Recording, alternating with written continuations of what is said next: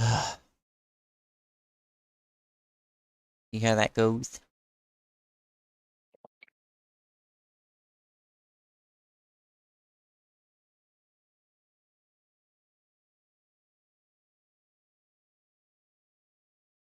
Excellent connection, supposedly.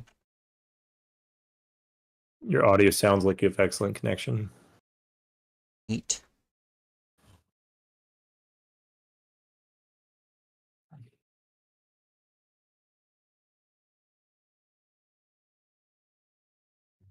Okay, so. So. The stream appears to be up, except it's not showing anything.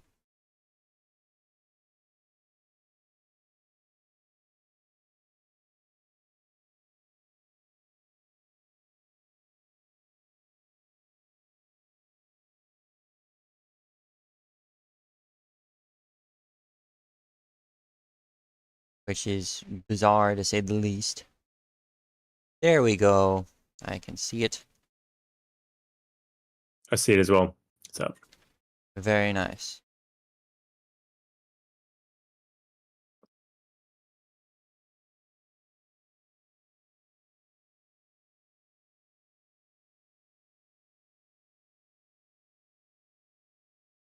Okay, so of the round robin, Shade already won all of his matches. So I could go through the rest, but Shade already won.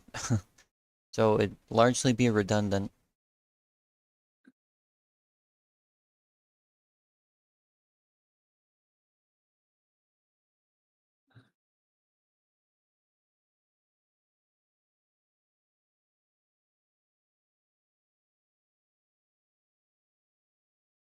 I don't know, whatever the problem was, it's gone now, so that's bizarre. The lobby is having to be reset. There.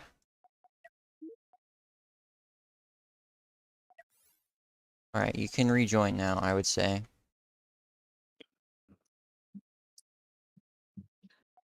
I'm in. Not sure why Mace is back. Okay, Shade, I suppose come back. The last match didn't count.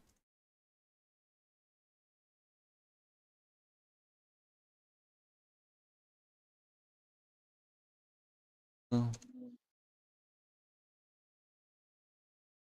If Shade manages to win this, then we'll have had a perfect score. And if he has a perfect score, it means that he moves on.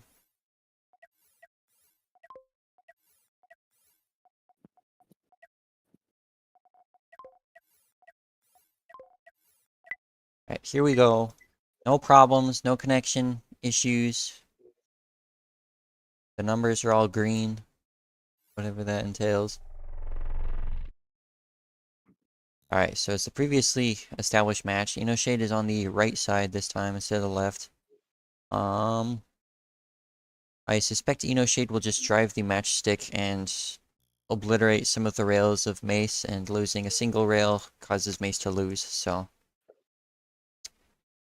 let's see how that plays out.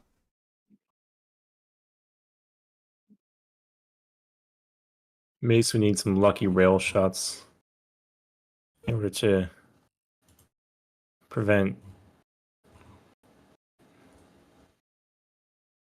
But although that point defense is going to prevent any kind of rail luck. And the 2 large shields and the 8 small shields, there's no way those 4 rails are going to do anything to the front of that ship. Just got to hope he takes it well. Best chances to try dodging is to not make the piloting easy. Oof. What? I had some delayed explosions, but that seems to have done the trick. Mace is gonna die from the fire again. Yeah, there's a reactor right next to his control room on fire. As well as ammunition next to that reactor in case the fire randomly goes out by itself. And there's no fire extinguishers nearby. Shade coming to make sure that the job is properly finished even if fire doesn't do it. If it weren't for that fire, he would actually stand a chance because of Shade's only 3 shots. Oof. And 4 Shade. shots, I meant. There we go. Shade failed to set his rails to fire will, but Mace forfeits. Not a problem that needs punishing. So Shade will be moving on to the main bracket.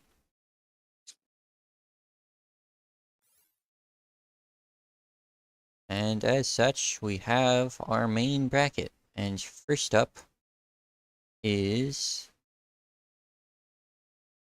Lunastro D versus Anthrax.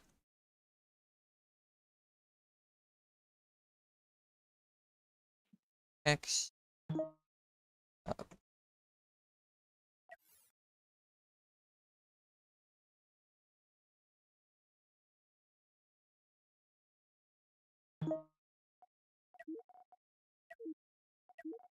Player. And connection still seems to be going on fine. Yep. Hope it remains that way. If we were to be so lucky.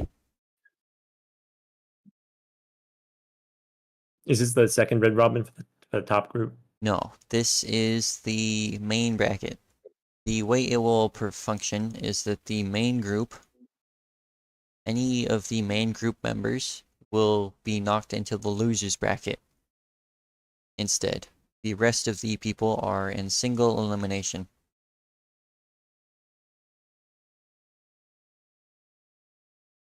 All right. Which is understandably a little bit strange, but should be easy enough to keep track of.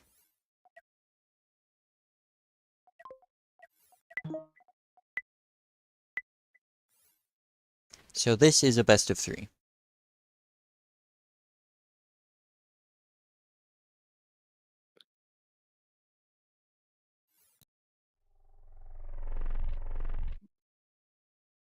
We have an Ion versus a Morbiter.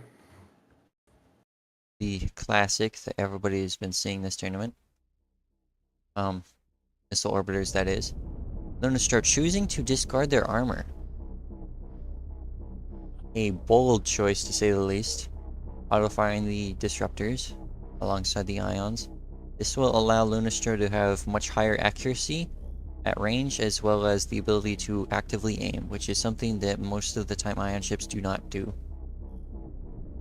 Also, it could allow him to ram better because if he's rammed against Ultra, it doesn't really matter what's on his front. And he's Yeah, going to be more interested in being able to precisely cut into. yes, Um, Lunastro's ion Incorrect. is well tuned to fight missile barges with its thick amount of side armor. Typically, these ships have much thinner side armor, so they can better win mirror matches, but Lunastro is doing a good job of focusing through Anthrax right now. He's going to cut into a control room very soon. Sadly, a piece of his own armor knocked him off a little bit. Very unfortunate. He's still managing. Choosing to continue firing through the hole instead of widening it or aiming for more relevant parts, now remedying that fact, and trying to go for the control room, I imagine. Deny Anthrax control of his ship. Do you think he has enough to... yeah, I think that would throw out control because of how big the ship is. He actually Yes. might want to not target the reactor to make sure that he's preventing Anthrax from having control of his own ship. Yes. Now he's getting a... The issue with that is he's clearly taking damage, though. And even if Anthrax can't control his ship, he can still fire back, and Lunastro has run out of back armor. There is a control room that's getting dangerously exposed on Luna as well. And if any of the prisms go or the reactors go, he just dies. There, yep, there. That Oof. reactor was exposed. Lunastro did a pretty good job, but despite the thick side armor, does not have enough back armor. Very tense It was fight. definitely a good choice to ditch the forward armor because it never actually mattered. The back armor is much more important. Yes, the missiles were always going to be arcing around it. Pretty good ram from Lunastro. I think that next time they need to get a better lock on more quickly so that they don't waste time firing at the side and taking damage to their limited amount of rear armor. They lost a little bit of time after they got kind of knocked off the line. Yeah, when they ran into their own armor chunks. it could be in their benefit to try and attack Anthrax early or later so that they're not as close to distractions such as asteroids or those pieces of armor.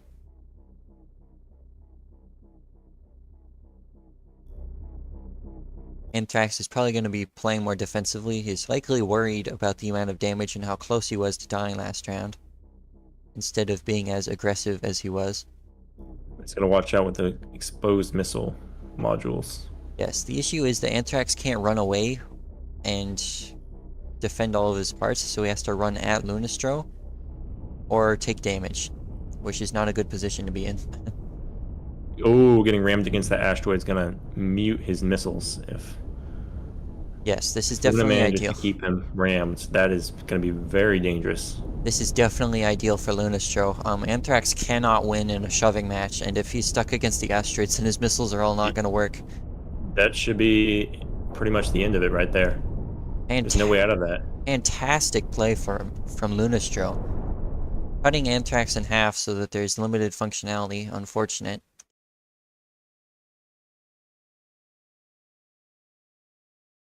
There a Desyncs. desync. Yes, desyncs very unfortunate. Warning that your ship might get knocked out of direct control because of the Alright, desync. so host speed control is on so that people can reassume direct control. I'm gonna count them in. 3, 1. There we go. They should have access to their the control of their ships now. I still don't think it's going to change anything for Anthrax, though. There's only a few panes of armor and 2 shields in between the lasers and his control room. Yeah, that's right about to die. He did manage to get off the asteroid, but that was more or less because he got broken in half. Yes. Losing half your ship is not a sustainable strategy for surviving. So, 1 and 1.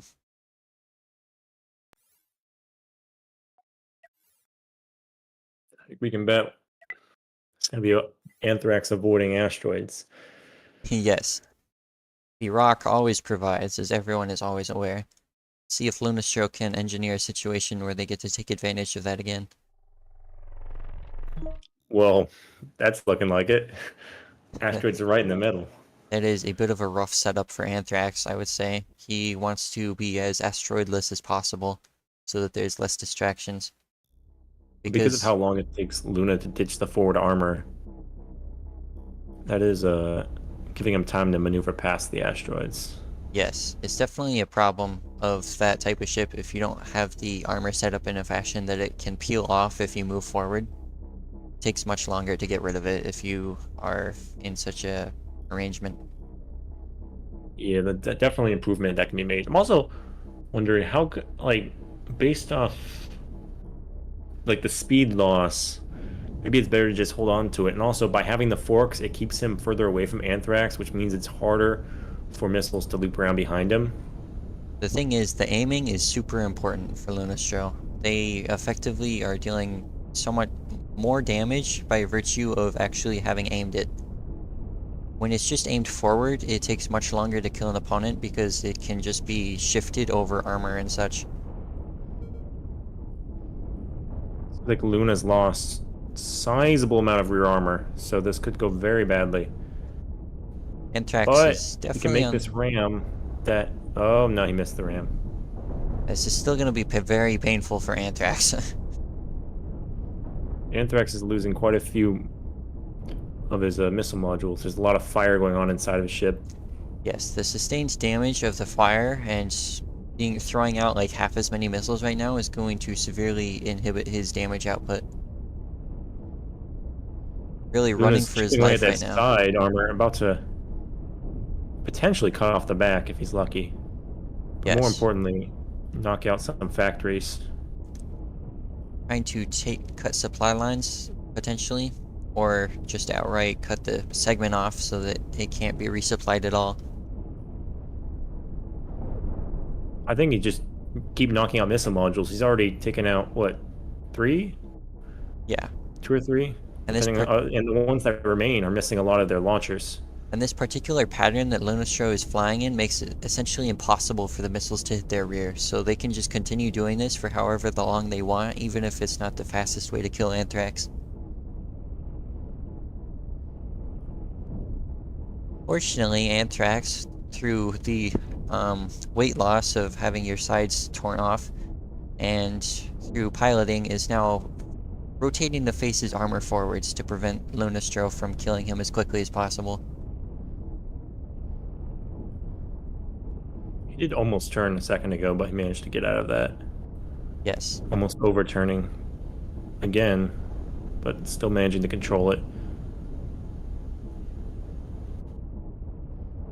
So Anthrax is going to continue to take damage, and Lunastro is just going to be completely fine and not run out of ammo. So they can just do this for the entire 7 extra minutes if they want to. No matter how effective Anthrax is, they need to go for a kill because they just can't outlast Anthrax Lunastro. overturning to defend his control room.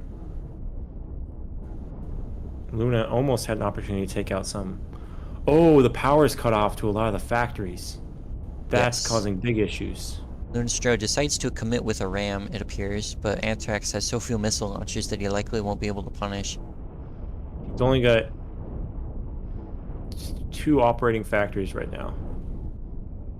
Still enough to win, it's just very unlikely and exceedingly improbable. Yeah, that is not looking good for Anthrax. The Morbiter supremacy is finally getting put in its place this tournament. Yes, a very impressive display from Lunastro. Most would say that a missile orbiter is going to definitely trounce a ion ship of any kind. And Lunastro will move on. Here we go. That was a tense battle.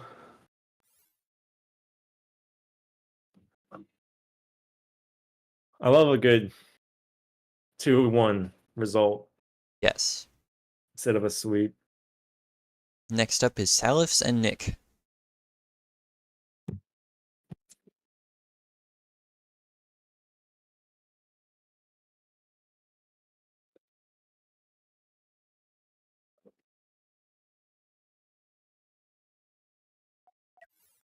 Let's see how long it takes for them to join us. If they are capable. Saliv's in a Discord channel at least. Same in a Discord call. Hmm. If you would be so willing, you could go and tell them that they are up. I'll go and do that. Thank you.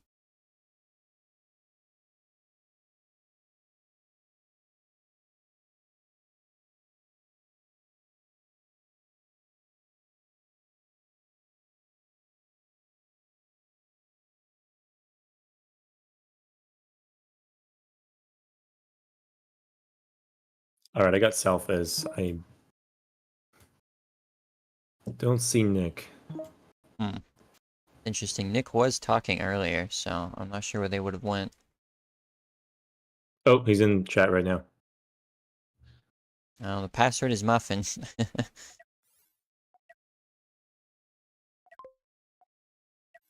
Salif's, one of the few exceptions to the missile orbiter standard, brought a tractor beam railgun ship,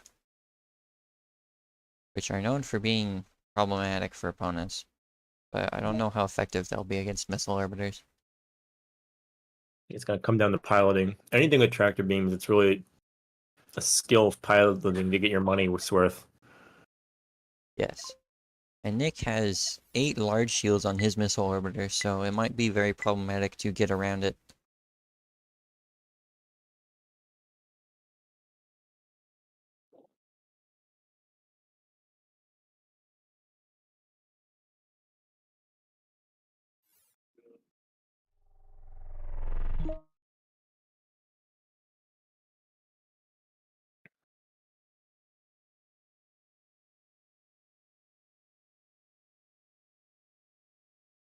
I think Nick opted to ditch his frontal armor just then.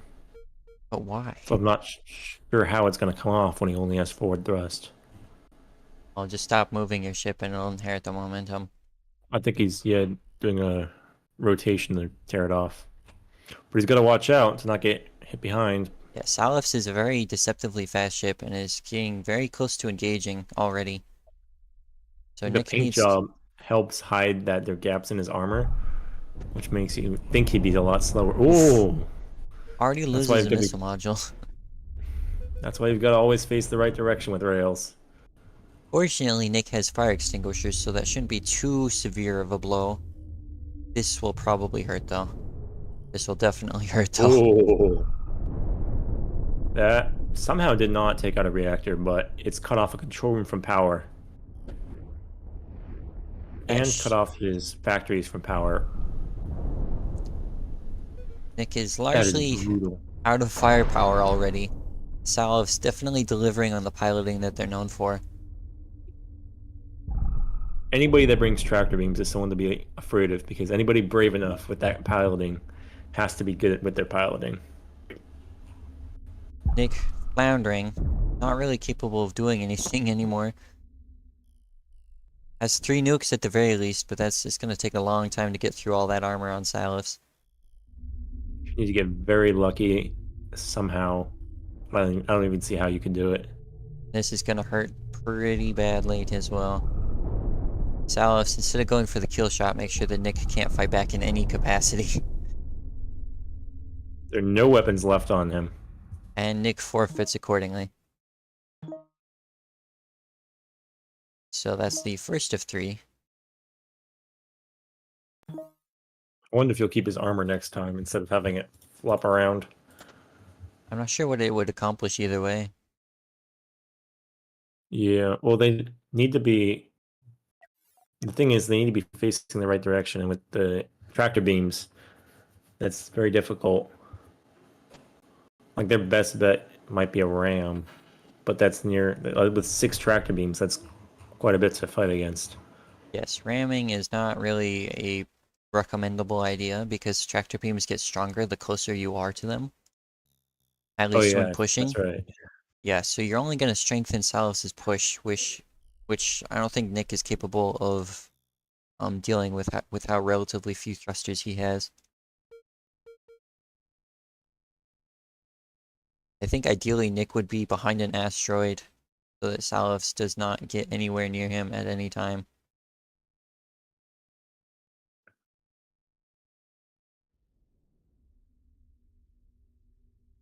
So Nick is shooting into the asteroid and going to be exposing his side.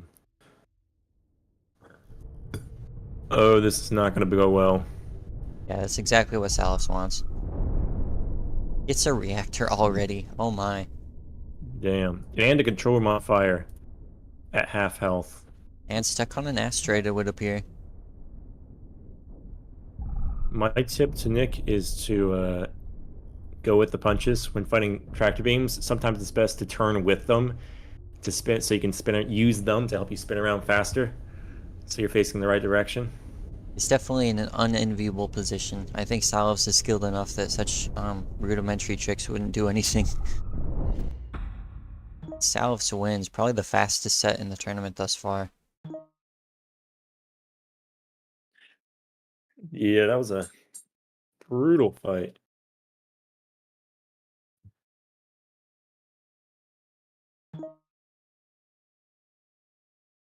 Nick does still get to fight. That's his first time losing, right? Yes. No, that was his second time losing. He already lost. So let's All right. see. It Now he's in the red is... robin. No, he is eliminated from the tournament. That's it. Oh, So it is Kawa versus Blackout now. wait, I thought everyone lost 3 times. Um, nope. All right. Thank you for joining, Nicholas. I don't know. It was very nice to have you. Anthrax was eliminated as well, unfortunately.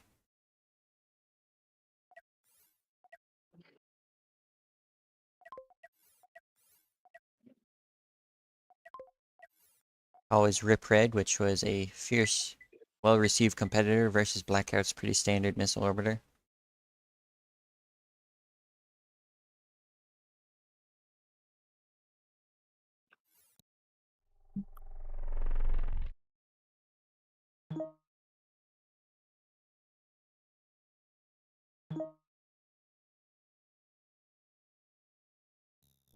Next up is, well, as previously mentioned, the two of those.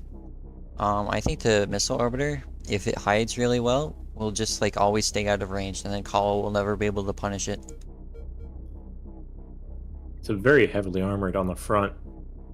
Yes, I expect it could just ram Kawa and be fine because of all the shields and armor, and then the missiles would slowly get around Kawa and just kill him. Yeah, Kala has no rear armor, which is going to be very problematic when fighting Morbiders. Yes, if he gets lucky with nukes, as he has done several times at this point, then, anything can happen. But Oh Black, yeah, I forgot about his nukes. He yeah, hasn't fired them though. yes, he's never gonna hit with how Blackout's moving or hitting in advantageous positions. Ooh, that bunch of missiles just barely missed all the thrusters ever. Oof. A lot of thrusters exposed now. Oh, already taking pretty significant ship damage, lost a lot of armor on his side, so his prisms are actually exposed if the missiles hit at the right angle. Or if they just go through the Oh, center. how'd that happen?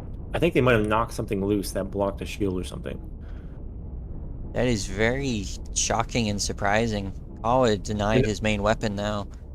I think they actually know they've knocked out the 4 middle shields and managed to thread the needle between the other two. Yes, I think that is also what occurred.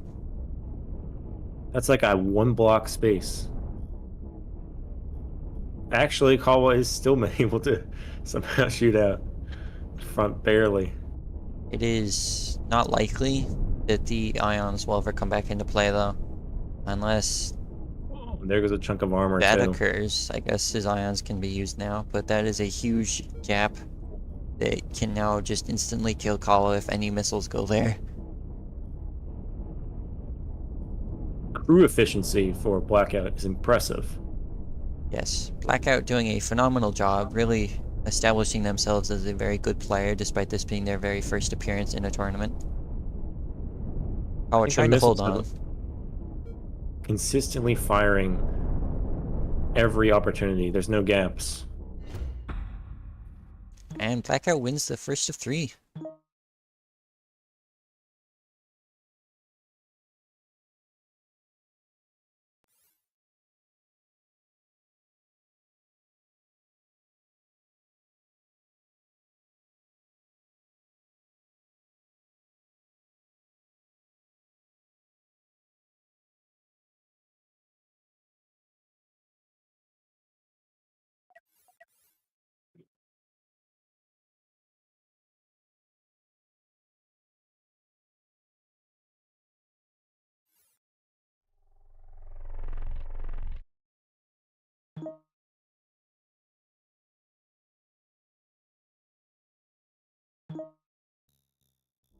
So let's see if Kawa changes up any of his strategies.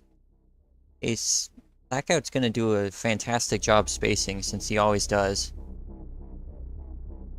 And I think that may be the end of Kawa very quickly. See if those nukes do anything today. Oh, that's certainly the right position for them to be in.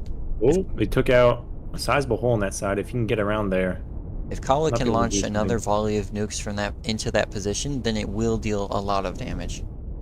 It'll cut off all the missile energy, but there's still a lot of stored energy, so it wouldn't be over. It's actually cutting through Blackout too. Blackout managed to get stuck on it, and Blackout's ship, I think, is victim to chaining explosions, so it can't lose a single missile module, otherwise they'll all die. Somehow has not lost a single missile launcher. Oh, there you go. There we go. And now Blackout will technically die to fire over time. Caller doing an excellent job. Managed to get Blackout stuck in a ram and then cut through him. Kawa wins. Oh my. That was quite the change around. I was not expecting that with how the last one went. That was one good ram too. It wasn't even the side where the nukes hit. Yeah, the nukes were like irrelevant there. They were probably a way to keep Blackout from turning back because he was afraid that the missiles would go back in. Or the nukes would go back into that gap. Yeah. The Very, final battle. yes, very good matches, very tense matches. See if Blackout changes any strategy. I would have expected that he would go up to hide behind the asteroid since missiles can just fire around it, but instead chooses to face Kawa head on again.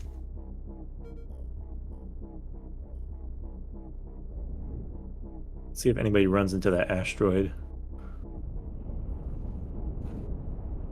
It's a ram in pretty much the same place. Except Blackout turned out of it better.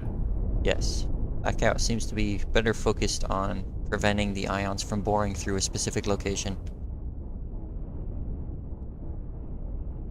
Hopefully, I think Blackout is trying to also stop Kawa's spin so that the missiles can properly hit the places they want to be hitting. More nukes coming in. He's still got 2 to fire that he has, but most of the nuke modules are actually dead. Though it seems like there's an approach on a reactor right down the middle. It appears to be the case that Blackout is also stuck. Kawa is fully committing to this, and he manages to And get it. burning control room that's almost dead. This is right about the burn of death. Even if Kawa just left the control room. Well, there we go. It's dead there. Kawa wins. That was quite the turnaround for Kawa. Thus far, all of the leading players have continued to be leading, not losing against the players below them. Blackout and Kawa did excellent jobs. Love both of their ships. Kawa will be moving on. Next up is Ultra 4 and Toggled.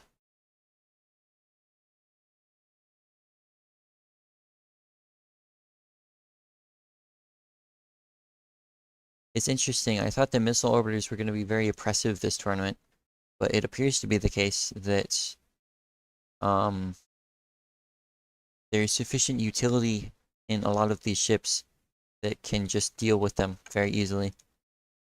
Twice they've been taken out by ions. Yeah, kind of unexpected. Oh, that's honestly like very surprising because ions are usually very weak on rear armor, and they have been, especially with Kawas. But they still managed to get it done. Yes, good fights from everyone, I would say.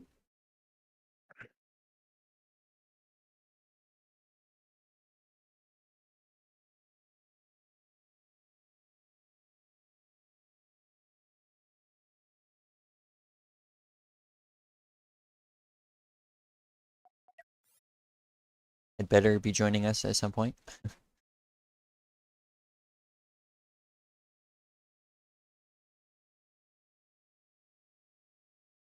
the meantime, I will show off the bracket in its current state. So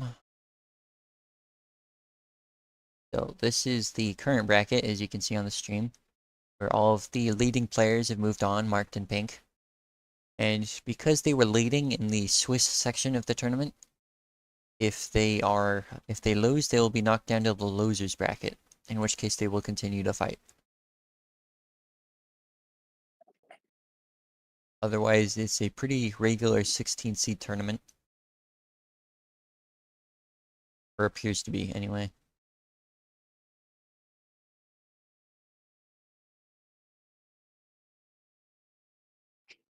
Still missing Ultra. Yes, Ultra 4 said that they were available, but if they fail to show up, they will be disqualified, and Toggled will move on. They were here earlier, right? Yes, they were here earlier, which is the strangest thing. Do you want to go to the dance lesson starting at 7:10? No, No, I don't want the lesson. you want to go? You want to show up the date? Yeah. Yeah, I'm gonna have to get to the personal lesson then. All right. It appears that my internet is having more issues, connection-wise. I am going to have an aneurysm live on stream. I am incredibly irritated.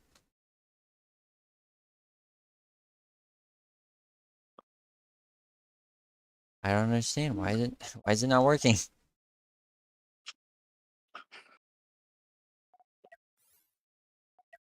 Seems to appear live right now. For me, at least. Viewers are saying it's dead, and the YouTube channel is saying that it's buffering. They seem to be saying it's alive now. These King Slime is and D.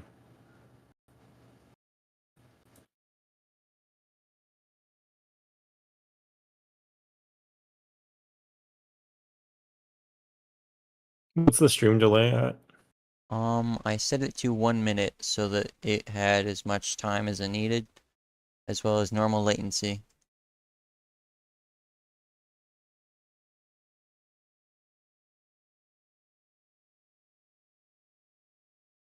So the feedback we're getting from everyone, they seem to be saying it's alive. Yeah, the feedback we're getting from everyone, like in the stream chat, such is always going to be off because of its delay. It seems to be the case that it has stabled out, so I guess on to the next match. All right. That's very irritating. Never done this ever before. Gonna buy a Starlink. Throttle the next door neighbor that's like taking it all up or something. No. I guess All right, we have Toggle's ship that we've seen before, full of small reactors and the 2 railguns, versus Ultra, which is the giant missile ship we've seen, with point defense that will help counter all of Toggle's weapons. Yeah, I think the point defense alone is probably capable of shutting down and then just winning if need be against Toggled. Much less the absurd, like frankly absurd amount of missiles that Ultra 4 has.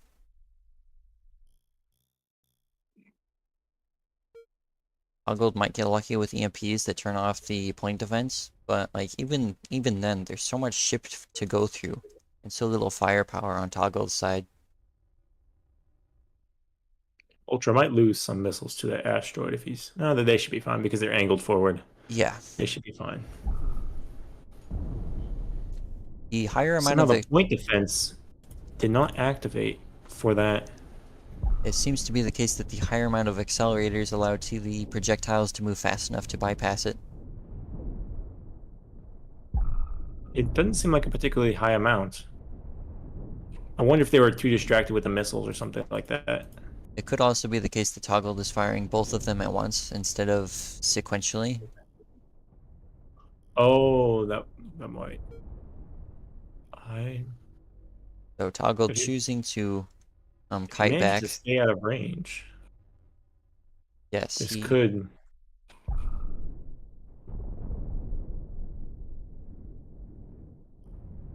But it appears he's not staying out of range very well right now, yeah, which is going to be his only chance at winning, honestly. it's a very narrow gap, and the rails were his only way to outrange him and stay out of range of the missiles. Unfortunately, does not space very effectively and is now down his main weapon, I would say. Now that the rail's down, he can't outrange and he can't outgun, so it's not looking very good. Ultra 4, the slow and steady wins the race, menacingly, slowly moving towards Toggled, sure of himself, and that his murder will be unstoppable, if slow. I love how when someone goes into range, his missiles come off in this nice parabola. Yes, it's a very frightening appearance. But the disadvantage of that is his missiles don't all hit the same place usually. They're not Yes. grouped. It is more of a scattered fire that wears opponents away instead of cutting through them, which is a strange behavior that other missiles have had as of late, due to launching very close to one another.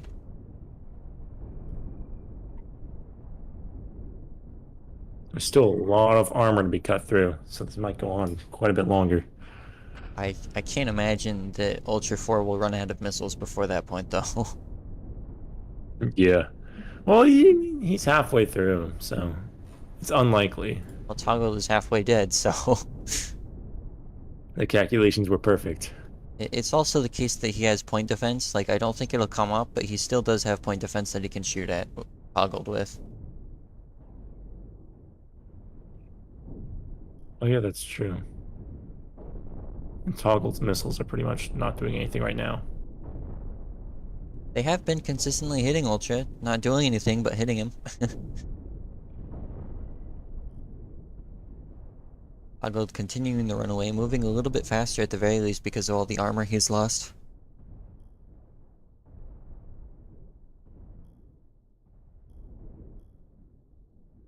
Ultra continuing his steady 19, 20 meters second.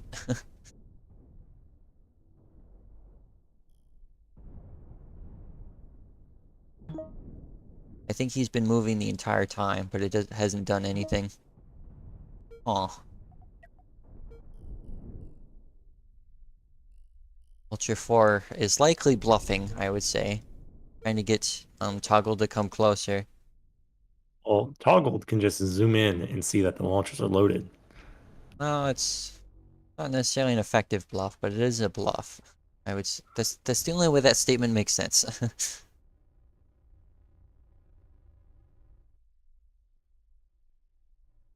Toggle doesn't seem to be risking getting any closer. But because Ultra's not firing as much, you can assume that he's concerned if he fired constantly, he'd run into an issue. I suppose so, but you can just sit at the center and fire missiles if he tries to get close, yeah. Just has to get the reactor that's touching the two control rooms, and then Toggle is dead. Oh, he's finally bunched his missiles. That's gonna deal some damage. Ooh.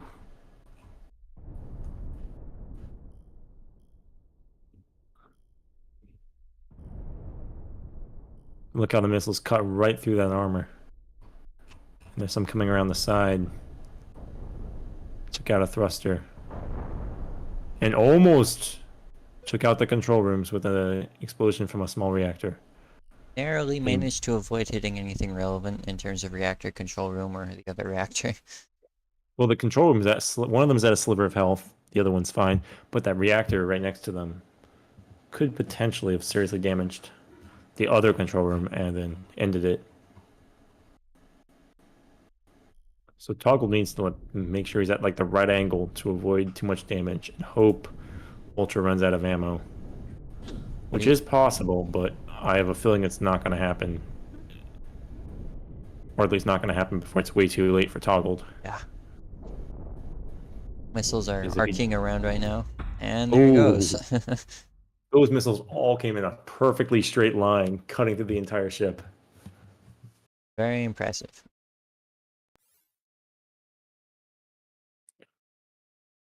Ultra only had like 7 volleys left, but that didn't matter.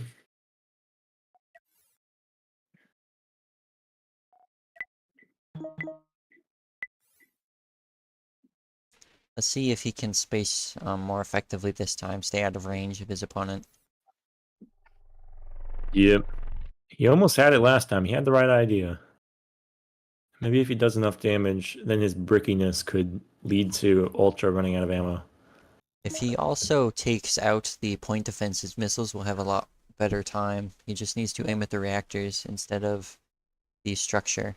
I think that Toggle's rails are set to fire at will, which is always a problem since you want rails to be firing at specific targets that you give them. Yep. Also, his ship, I don't know why Ultra's point defense did not defend against the rails last time. Yeah. Which really hurt him. But if they actually worked this time, it could change things. I don't know. Toggle has to turn around soon. His Fortunately, rails should be in range. Fortunately, at the very least, because Ultra is so slow, Toggle's minimum amount of thrust is enough to kite him. Yeah, but those missiles aren't going to do much. I think Toggle's best bet is to try turning this into a sumo wrestle at the end with the ring. So he needs to destroy as much as he can to reduce the damage he takes. Unfortunately, not kiting still and is taking damage to his rails. Auto fires them for some reason. Oh, those rails are about to go. And that's his win condition gone. Missed again. The 3 rail shots that Toggle got were all completely misfires.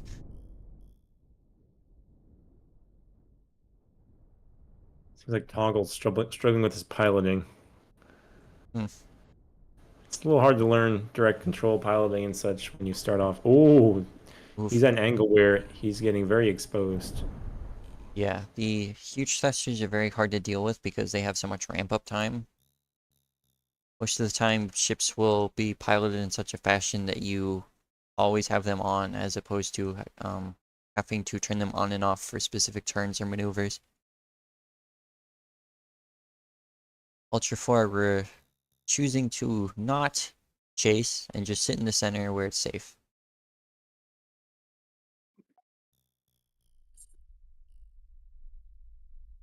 Leaving Toggle in a bad position where he has to choose to die or wait it out as the walls close in. I wonder how if Toggle managed to get if Ultra didn't back off, could Toggle ram him into the out of the circle and then run off mostly dead, but because of how slow Ultra goes, he might not be able to outrun the circle. I don't think that's actually an impossible thing, but Ultra 4 would be needing to pilot very recklessly to be anywhere close to the circle, as well as in a position where Toggle can push him in. Yeah, and evidently Ultra's not letting that happen because he's right in the middle. Yeah, Ultra 4 knows what Toggle's only win condition at this point is.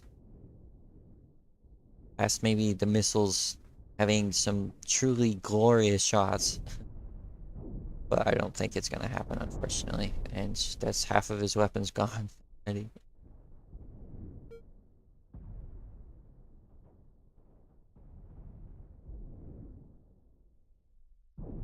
Ultra is very selectively shooting his missiles to have them come in nice piercing rows, Yes, which has greatly improved his combat, honestly. that's a major section of the armor off. Toggle now has no more weapons, And with that armor gone, he doesn't really have a chance of endurance. and he forfeits, understandably, I would say. Toggle is eliminated, and Ultra is moving on. Next up, we have Cool Gamertag versus Shade.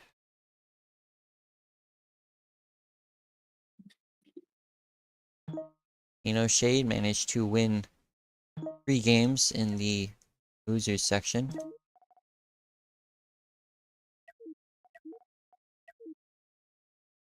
So it is. So Shade has become something of an underdog in that they lost the most games, but is still within the tournament because they've also won the most games to counteract that. It'll be very interesting to see how Cool Gamer Tag manages to deal with the rails, with the one-shot ships of Shade.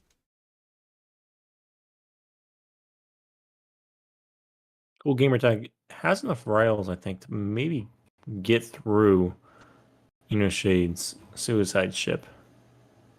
Yes, that is a lot of firepower, and I would not be surprised if all of the point defense, 8 shields and 2 large shields is not sufficient to block it all. However, the asteroids can provide sufficient cover if Cool Gamer Tag makes a mistake and chooses to go close enough to them to let Shade get close.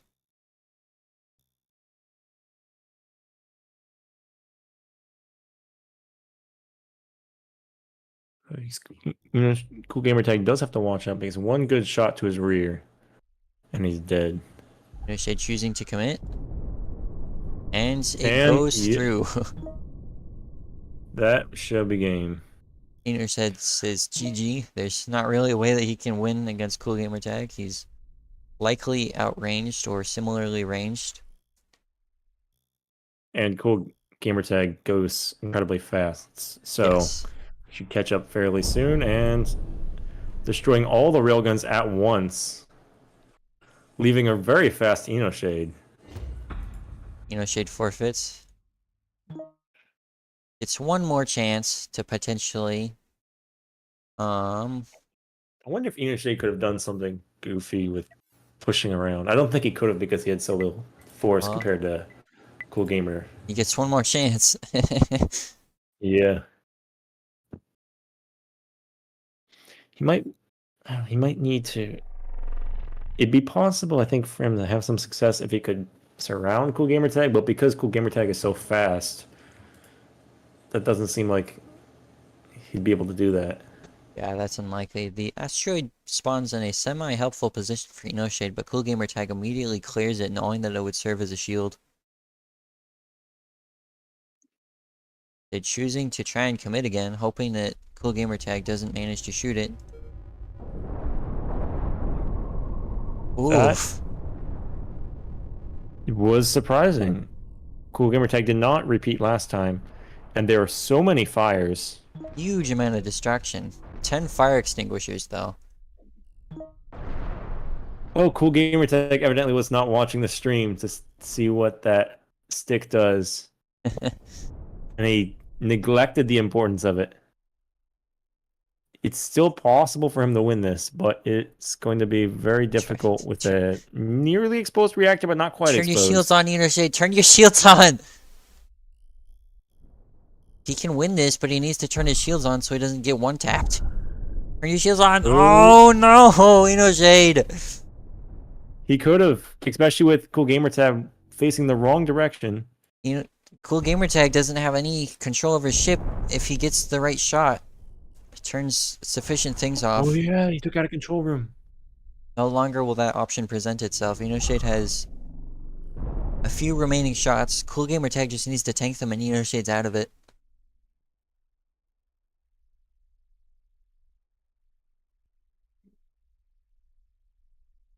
Yeah, that was a fatal mistake to leave those shields off. Oof.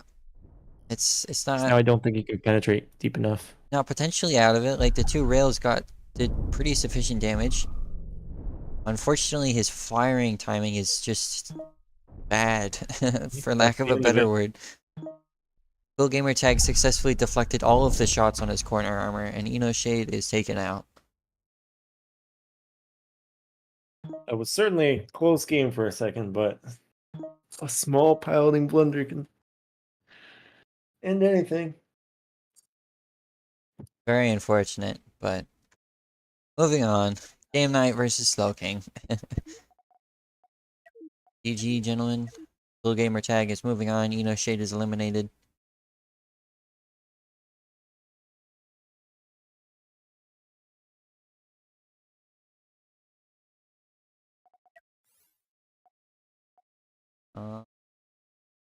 Yes, I did ping him. Slowking is around. No, I Okay. saw Slow King. He's in a chat right now. Yes, he is in the chat, so I'm not sure what he's doing. I'll go get him. Thank you. Please and thank you.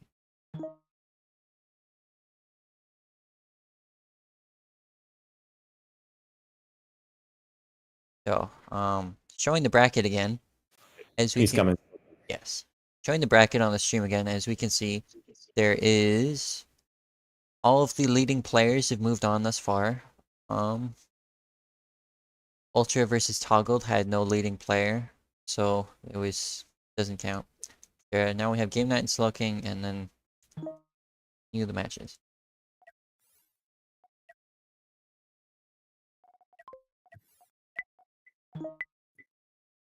Game Night, victim of nukes randomly going into his sides and getting awful shots on him. So let's see if he is victim to the same thing and will rue Slowking as much as he did Call. Unfortunately, unless Game Night gets the mother of all rams, I don't think Slowking is going to largely be taking any damage because of his speed and shields. Yeah, and he's got plenty of nukes to put in the right places. He also has sufficient nukes that he can probably just launch them right now and have them go straight into Game Night. Ooh, there were a couple shields left, so a couple hitting around the side though. It only takes one real lucky nuke to end this. Yes, but Game Night manages to completely survive with trivial damage, and Slowking will continue to get lased over time. That's not a bad, that's an awful position for Slowking. Takes a losing huge several amount, modules. Oh my, almost gets stuck on the asteroid too. That could have been very bad. Game Knight forced to move forward so that he doesn't expose his sides. Slowking manages to get stuck on an asteroid again. Oh no! Oh, Slowking early he's scooting GG. sideways. Wait, he's strafing. He might be able to, if he's Doesn't... real lucky. Yeah, he strafed out of that. Oh! Oh, Slowking oh, potentially could have been in he is the... connected to his control room by one frame. Oh my. He could very easily lose his ship, the front of his ship, because his control room has one angled frame connecting. It says you're lagging. Gonna have to kick you, unfortunately. Go for it.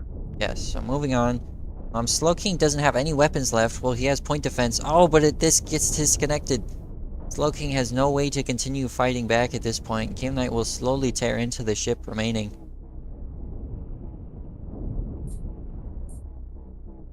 Slowking seems to be stuck on Game Knight as well. Much scarier asteroid, if anything else. Slowking seems to be properly stuck though, despite Game Knight's different movement options. So this could potentially last a lot longer if Slowking is determined to wait it out as much as possible. Game Knight uses Slowking's other ship to try and peel him off, not to much avail. Slowking's ship has its control room turned off. Slowking does not have any control any longer, and he forfeits. Game Knight wins the first match.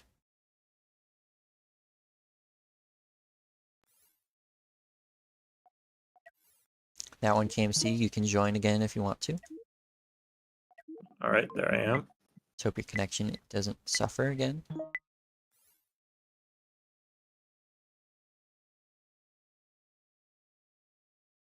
Interesting that Slowking's clearly connected to the front of the ship by one little piece of frame and Oh. the side parts, but the side parts were easily cut through.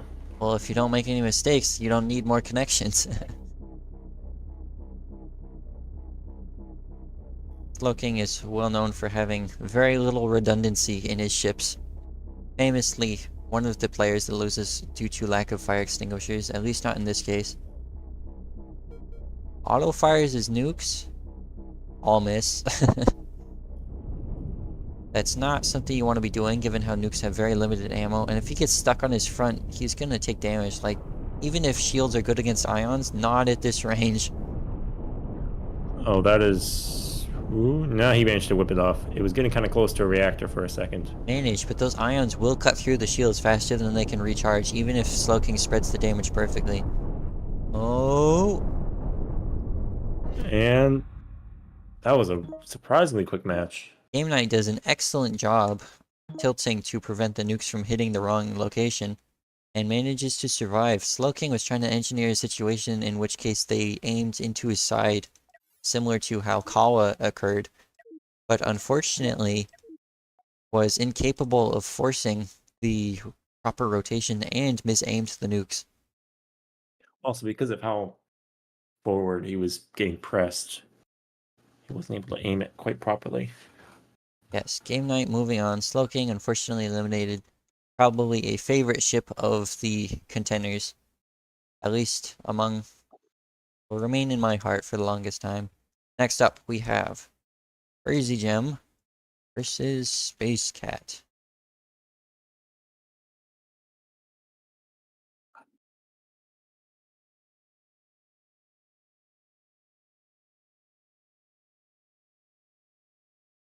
So, let's see how long it takes them to join. Game Knight says he feels bad. That's silly. You won fair and square. You did an excellent job, if anything. It is unfortunate that Slowking got eliminated without having essentially any chance to fight back. But Game Knight did an excellent job.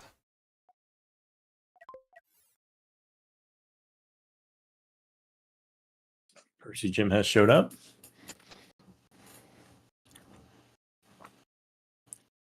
See if Space Cat comes. Busy talking in the chat.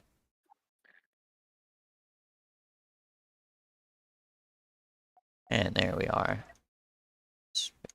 So Space Cat was probably fully intending to deal with missile orbiters because his ship has 12 flak. So I think it's very interesting. Let's see how well it pans out.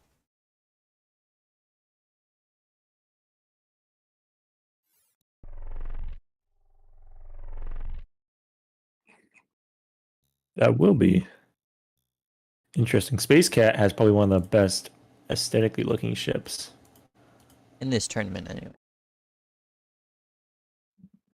It is very iconic, I would say, for sure. Space Cat busy talking, likely. There he goes. Now he's moving. Crazy Be Gem, reassigning crew or weapons or something. yes, potentially. A lot of the ship's players submitted before properly vetting them did have flaws, so they have to fix them at the start of every match. I don't know if that is the case for Space Cat. He is definitely taking his time to take any action. Very good rotation on his ship. Boost. Thing. Might have been waiting He's using for... a lot of ammo as opposed to factories, though, so he might not have the same amount of sustain as he'd like. Yes, it's definitely going to be the case that Space Cat needs to blitz if he wants to win, I would say. Because Crazy Gem can just attack at range indefinitely and wear him down. Or... Percy Jim doesn't have a significant amount of ammo, though, so it's not like he has forever either. Because he doesn't have a crazy amount of storages. the Flak seems to be properly shedding the missiles. Apparently Flak is good at shutting down missiles if you have 12 of it. Nukes clip the sight of Crazy Gem.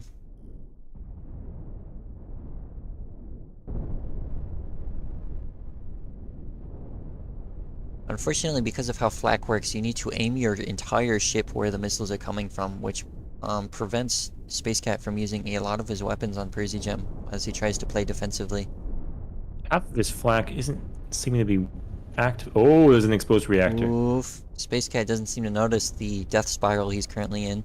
Oh, that almost ended right there. The nukes For some reason, a lot of the flak seems to be less effective than I expected it would be. Well, the thing is, the Space Cat wasn't rotating his ship enough, so his right section wasn't actually hitting it. And Yep, there, that right in is that, in the corner.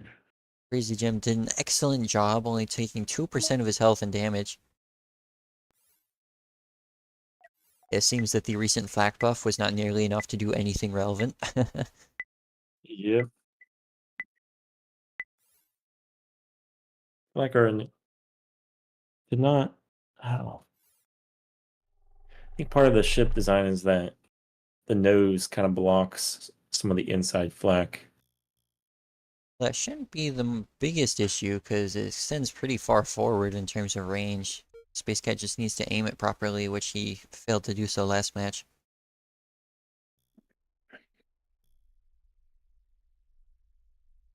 Crazy Gem playing very aggressively. I think he has concluded, probably accurately, that Space can't really damage him in any fashion. So he's going to be blocking the flak to prevent Space Cat from doing anything.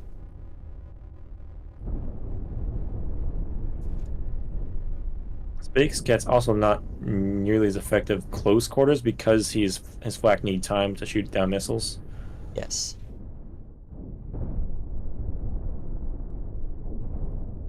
The nukes do manage to land, but they continue to not really do anything but clip corners, which is largely pointless. Big issue about the rotation angle allows the missiles to barely skirt around the flak and then come and hit the flak. Yes. The thing that Space Cat needs to do is point his nose into the missile stream, which is not an easy thing to consistently do, and it forces all of your attention. Like, all of it. You can't do anything else if you want the flak to be useful. Space Cat seems to be focusing on dealing damage, or failing to deal damage in the meantime, though.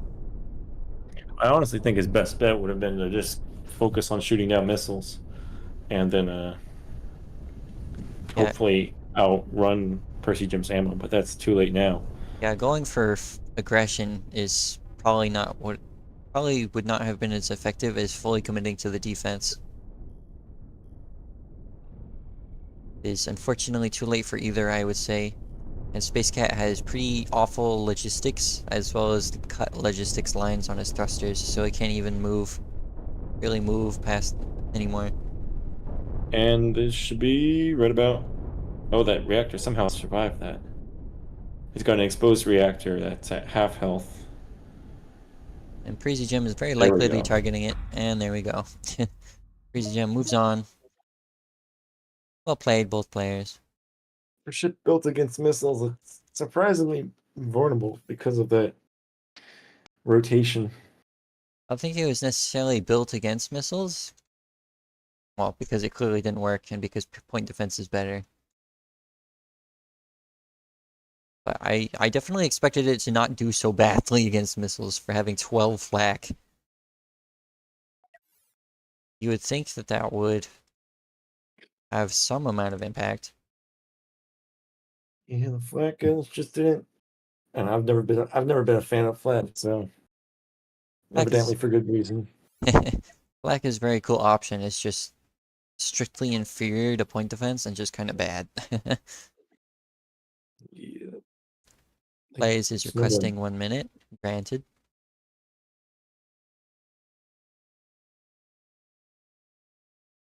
Maybe if they had more of a turn radius like a cannon, it'd work better.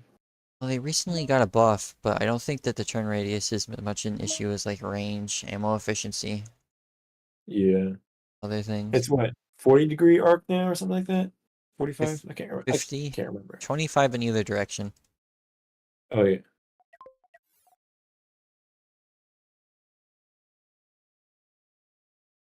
So this is an interesting matchup where it is probably ideal for Blaze actually because Z James is not fast enough to dodge nukes.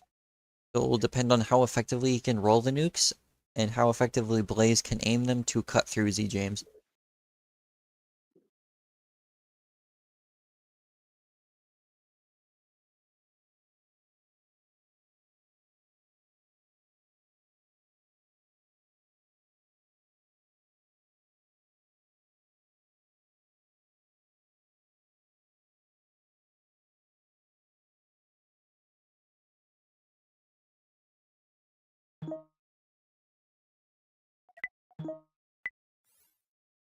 And we're off.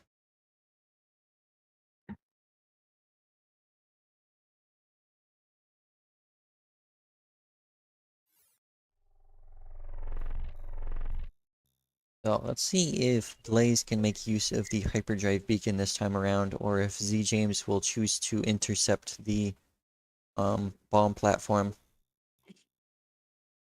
which has been a pretty common practice, I would say, because it allows you to dictate when it's used, as opposed to having it be used on you whenever you're unexpecting it. Both players have a nuke set up to their temporary nukes. Just James doesn't have nearly as much. And Blaze is going to dodge all of them, and most of them are just going to get stuck on Z James anyhow. Seems like Z James ditching the front armor while charging. Why would you take that off as you're charging the nuke ship? And why is Blaze running? What? I would guess that Blaze is trying to position properly so that his nukes are lined up, but he's still facing the wrong way for that to be the case. Blaze gets Also, stuck on armor. he's very limited. What the? Blaze is trying to get around him. That Oh no, catches all the nukes with his own ship. that couldn't have gone worse for him, honestly. Whatever Blaze's plan was, he definitely tripped and then like fell into the... Oh my, that was atrocious. That could have gone so well, but it went so not well. He That could was have now it's just a ram off between the two, and he could have instantly won, but it seems as though he's instantly lost. now Blaze is in just pretty much the same ship, but slightly inferior, which is not going to work out well for him. Not even just slightly inferior. I don't think there's any way he wins this. Like, he cannot get around Z James. He can hope that he gets stuck on an asteroid, but I don't think Z James is gonna be that incompetent.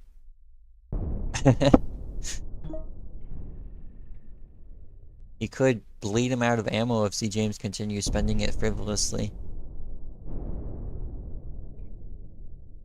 Z James is using factories though, so he's got a substantial amount. Yes, it's definitely an unenviable position for Blaze 580. In fact, Lee James doesn't have the same constant fire that you'd usually get out of deck cannons, but he has the ammo, longevity. Yes, C. James is a very it's the chromatic aberrant is a very sustained and redundant ship, I would say. It's very defensively strong, and it's very difficult to take down. I mean, nobody else has used rear large shields here. They're very likely would be effective against missiles if he ever runs into them. Oh yeah, it's a very convenient way because you don't need to have all that structure back there. Yeah, Especially for the part that's near the reactor, you've already got the energy right there. It's easier to just use a shield. yeah. Blaze is still trying to get out of the way. Z James is trying to intercept and force a ram, I would say, because he just wins in that scenario. Blaze, I think, is kind of stalling for time.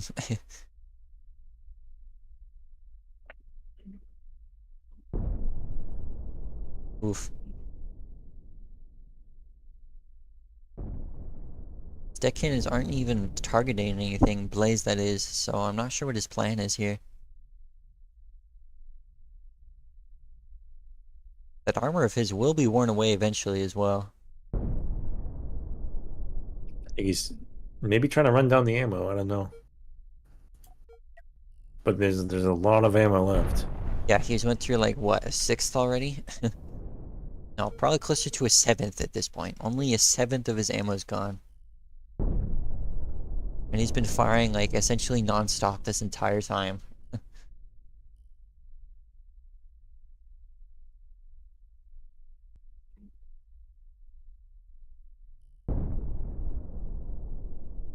At the very least, Blaze seems to be doing a pretty good job of dodging them actively, as well as properly using the speed he gained from his armor damage. That's gonna hit. D. James doesn't Only seem to be targeting his deck cannons, given that they keep just bouncing off of specific areas instead of piercing in specific points in his armor. it seems like slowly the side armor is gonna fall, particularly on his right side. Blaze is getting weak on the armor, which would lead to him dying. Gonna continue to take as long as possible, take his sweet time in the process of slowly choking to death, though. Getting kind of boxed in with the asteroids. Probably ideal for Z James because there isn't as much room to maneuver with. Oh, nah, that was looking like a sketchy shot, but Blaze is moving a lot faster with that lack of armor.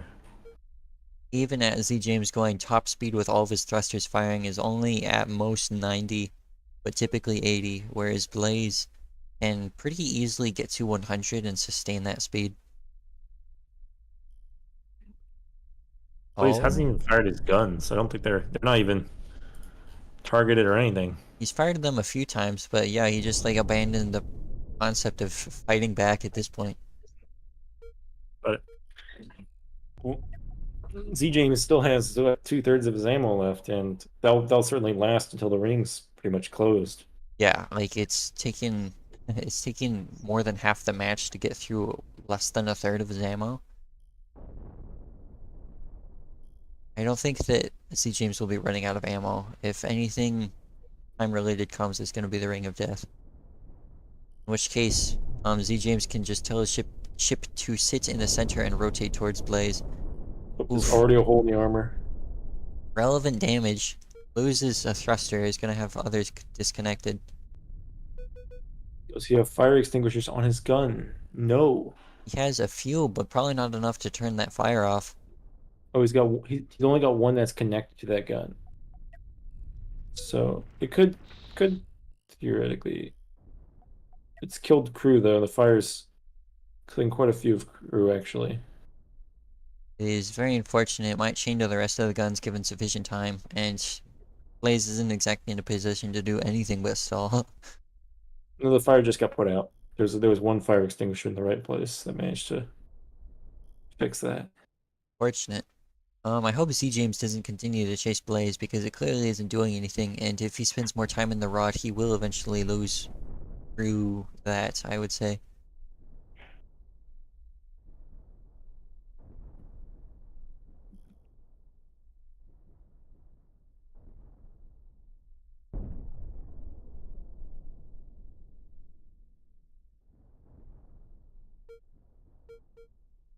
Yeah, there's a lot of ammo left. That ammo's not running out. He can probably hold the fire button the rest of the game and It'd still be be fine. fine. Though Oof. he probably is not wanting to because his sustain would not lead to nicely grouped shots. Blaze has his thrusters cut. Because of how his ship is set up, the damage is effectively mirrored even if the other side is functioning. So Blaze is going to have a worse top speed, which may allow Z James to catch up with him given sufficient time. I'm kind of surprised that...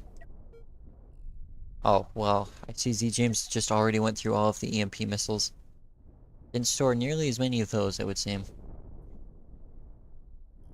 If you could find a way to manage his crew, he could fire off one more. Oh? Oh? Oh, oh, that's a very somehow did not take anything substantial though. Now he's... Now that Blaze is out in the That maybe if he was... got a good he might be trying for a ram here. Hold up. Yeah, he's I doubt definitely... that would kill Z James fast enough though, so He's definitely running out of time with how little space there is and how there isn't any obstacles for him to hide in between. yeah, that looks like it's approaching the end. Might have had a better chance, honestly, just fighting it from the beginning. Because he did have better sustain than better burst than James. So maybe he would have done better. I don't think that no matter what you do, that 5 deck cannon is going to be 8 though. Especially when your opponent has so Yeah, much more armor. but it's probably a better choice than this. Well, if you get lucky with the Ring of Death, the equalizer of all men, then you never know. But I don't think that he can enforce that outcome. Especially with things like that occurring. Neither of them have reverse thrust. So if someone gets stuck on the asteroid in a funny way, that could be very devastating.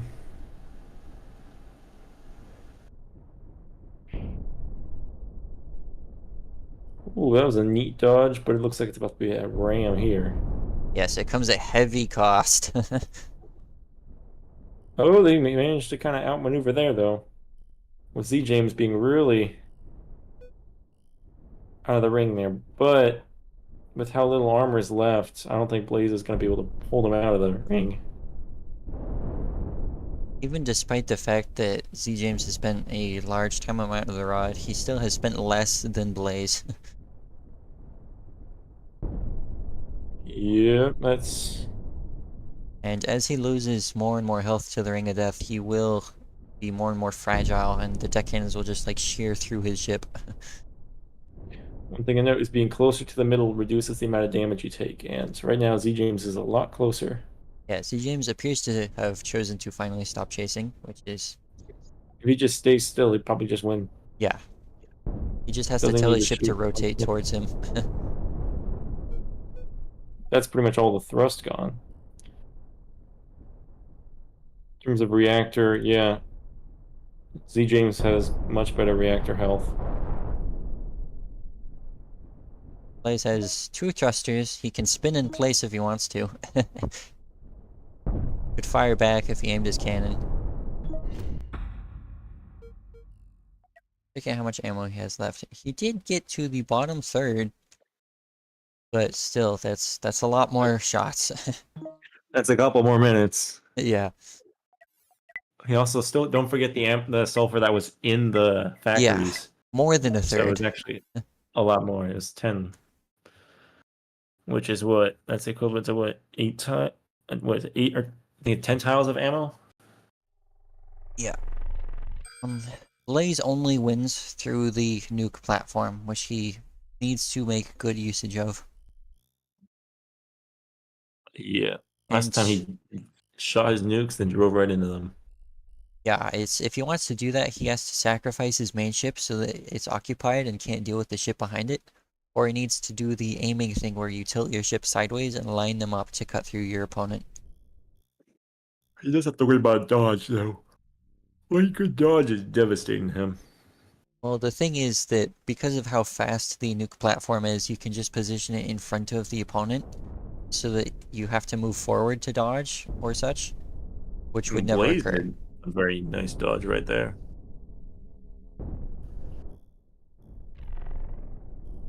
The warp has occurred. Let's see where it is. Directly in front of him. That's what he wanted. Oh, that's... He missed his... I mean, he still got it fired off. That is not a good... Oh, he manages to get the other ship behind it, though. That getting the ship, that's it. That's it. How is he Yes. still alive? The single Oh, there's a control control room. room that's got 1 health left. And There we Blaze go. gets it. Nicely done. It seems like just by having the distraction did more than anything else. The double threat. A very long match followed up by a quick match. Yeah. Maybe we'll get an average sides match to finish it off. Let's see how this plays out. It's... All Z James has to do is not die to the nuke platform and to play defensively until that point. I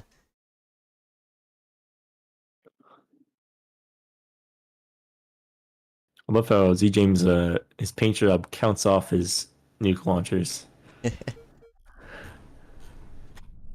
Hadn't noticed that.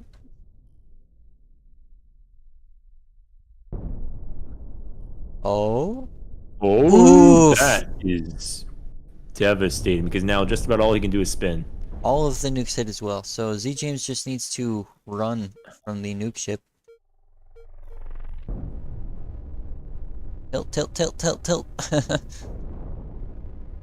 Let's see. All those are They're firing closely through the enough. shields. They're through the shields. Did not get It the seems like we reactor. have 2 spinners left in this game. No, don't stop rotating, stop rotating. No, no, no, no. If he had continued spinning, he would have ended up with Blaze behind him. And now, since they're both stuck here, they can just fire at each other. Blaze does have the ability to actually fly straight though, because he does have the 1 engine kind of off center. He can only But move in he's his not. current... Yeah, he can only He's move not in able to his... rotate fast enough. can only move in his current circle, and Z James can continue intercepting that circle. Yep, that was the end of it. That is it, I would say. Those 2 cannons can still kill him. If I were him, I would be shooting those off. Z James thinks the same. Yep. Z James did have a very damaged control room that probably would have made him lose control. Well, he still has 2 of them, though, so I imagine that he would be capable of turning one off when necessary, or if necessary.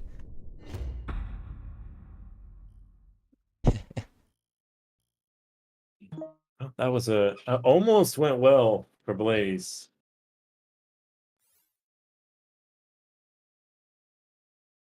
Oh, moving What a on. tense battle.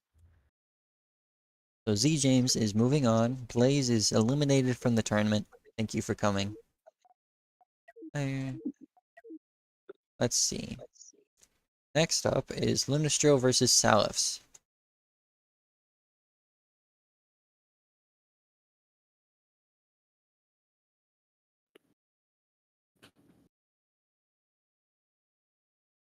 This is best of 3.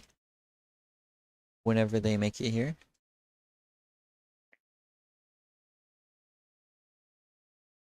If they make it here. They're both in the lobby.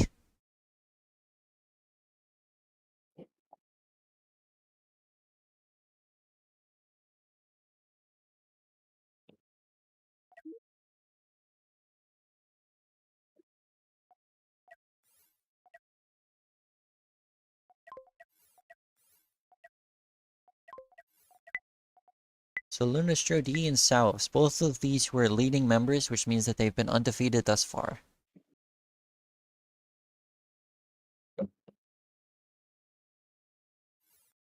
So does this mean they get a second chance if they get defeated, or they just permanently out because of how No. far we are in?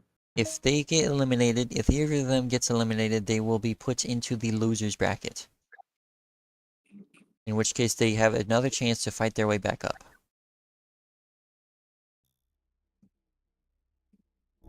I have a feeling those tractor beams are going to really ruin the ions. Well, Lunastro just needs to get the hooks involved, I would say, but Lunastro chooses to He actually shear those just blew the off, hooks off. as well as the armor. That's not... yeah, that's Oh, just this about... just. Yep, that's a very quick execution. It's just about how I expected that to go. Yep. Salov's very skilled with that ship. Lunastro, unfortunately, likely not used to dealing with it. PB rails are something that you need to practice long and hard with to be effective, and it is just simply not the case that that will be working here.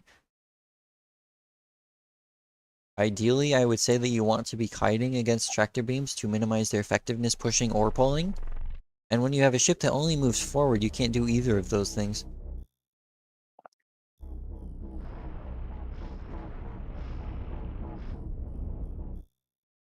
So let's see how Lunastro changes up tactics. Maybe they might try like orbiting around Salifs while aiming at an angle.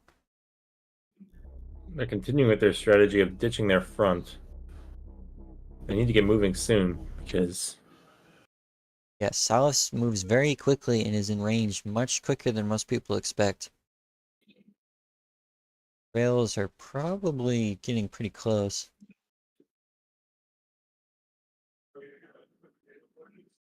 Worth noting that prisms rotate very slowly, so currently they're aiming inside of Lunastro's ship, so they have to be given sufficient time to rotate out.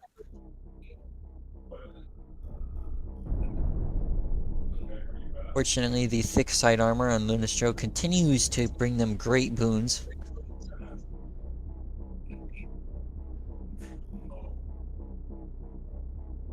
Lunastro is probably going to be trying to make it behind Salifs, because Salifs cannot chase them as quickly as Lunastro can chase back.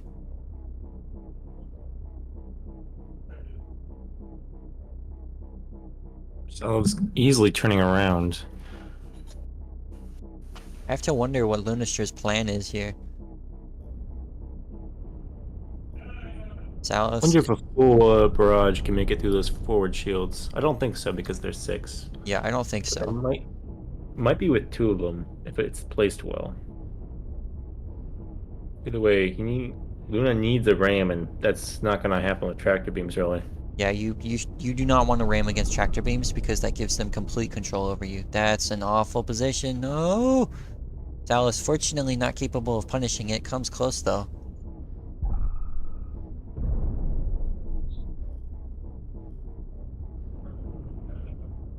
Lunastro continues to slowly bore away at Salos' front. Unfortunately not capable of doing concentrated damage with how quickly they're rotating. But they seem to Because be of how doing... sharply they're rotated, a lot of their ions end up pointing at each other, which means they're dealing less damage because of efficiency issues. Yes, it's still some damage at the very least. And this is, I would say that this is ideal for them, where they can get in this spiral, where Salos can't really do functional damage, and Lunastro continues to fire at them. Though there is the gap in Lunastro's left side that Salos can likely aim at and fire through if they get lucky. See, this is the Oh, he's issue about with to ramming. almost spun him out there. And that's not a trick that can be pulled off again, because Lunastro has too little side armor there to support that. And he lost connection to one of his thrusters, so he's going to lose some Oh, thrust right there after it runs out of power. very close. Oh, that's a control room missing. Is he out of control? Yes, he is. Yeah, I think that's gonna be it. He's quickly powered off all his weapons to hopefully regain this, but I doubt, yeah, that's not fast enough. Alex wins. Oh, Silas does move on. Lunastro is knocked down.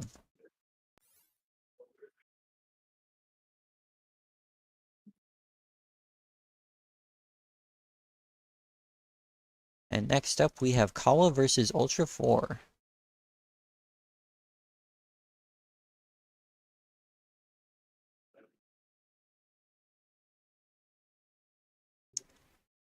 great match between the two of them. There. Going to save and share the bracket again. So as we can see, Salus is currently the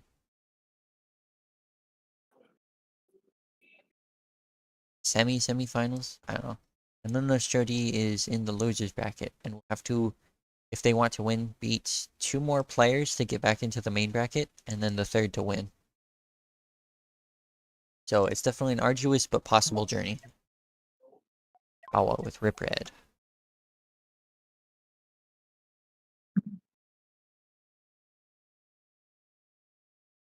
Kawa and Ultra ready up.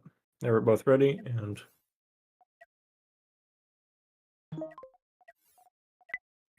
Ultra has appeared quite a bit today. Is there what, third match today? I don't know.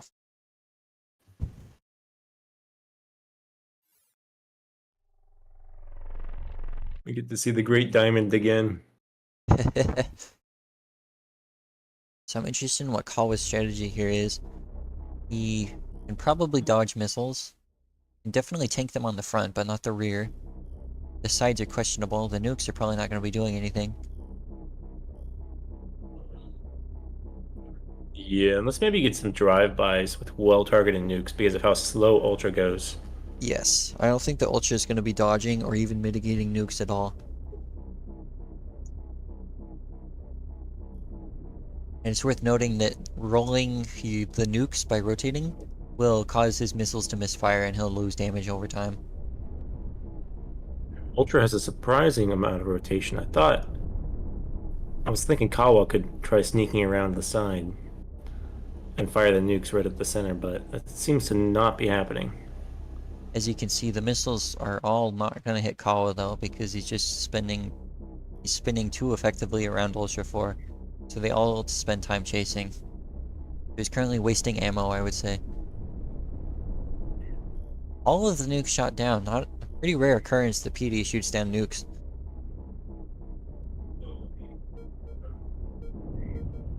Ultra might be better off doing the classic tactic of waiting that he had to pull off earlier. Waiting until someone's faced against him, then firing all the nukes. Firing all his missiles at once. Yes, I always... Position that bait. So wait until they like fall for the bait. But Kawa's nukes seem to... Actually, they did not deal too much damage. They hit a shield. Yes, Ultra 4 managed to actually use the boost to dodge the nukes because Kawa did not aim them preemptively, only probably at the rear reactor. So that's unfortunate. That probably could have been a kill shot, but was misaimed. There's still the one control room in the front, though, so... Yeah. But not being able to move is still a huge strength if Kawa can enforce that to occur.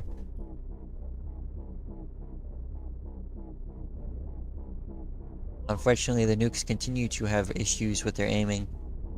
Let's see if Kawa can manage to deploy this next set properly.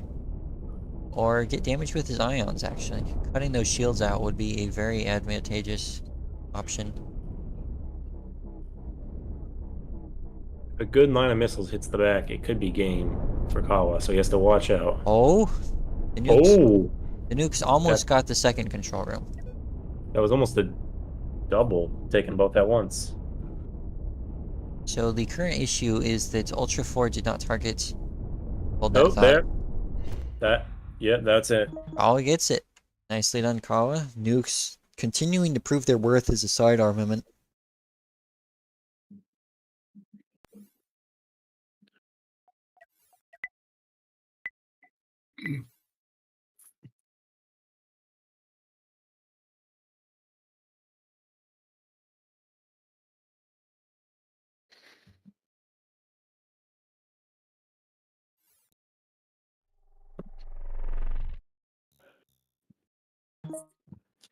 So again, Kawa versus Ultra 4. I'm interested to see what Ultra 4 will try doing differently here. I would say that kiting might be advantageous because it forces a few missiles to get at Kawa before he can start rotating around him. Instead, Ultra 4 seems to be trying to get to asteroids, see if Kawa potentially gets himself stuck on one and killed accordingly.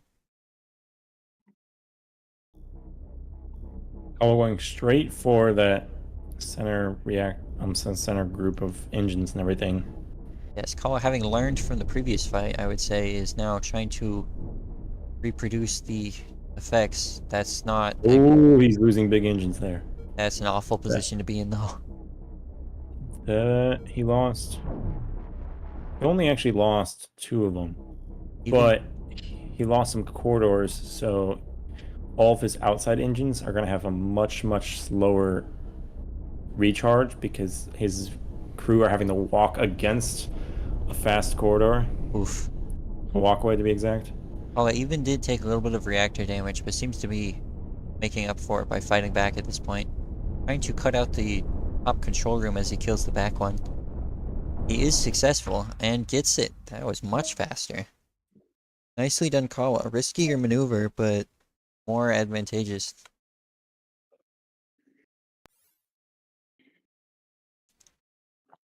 Kawa moves on. Ultra 4 is eliminated from the tournament.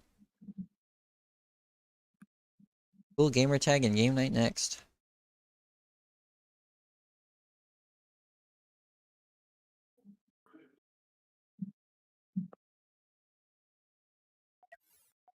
Get out of here.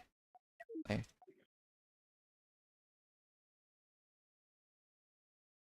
The viewers might be occupied actually watching the tournament, which might explain how they're not joining as quickly. Given that there is a delay. But they're both here, so I'm full of it.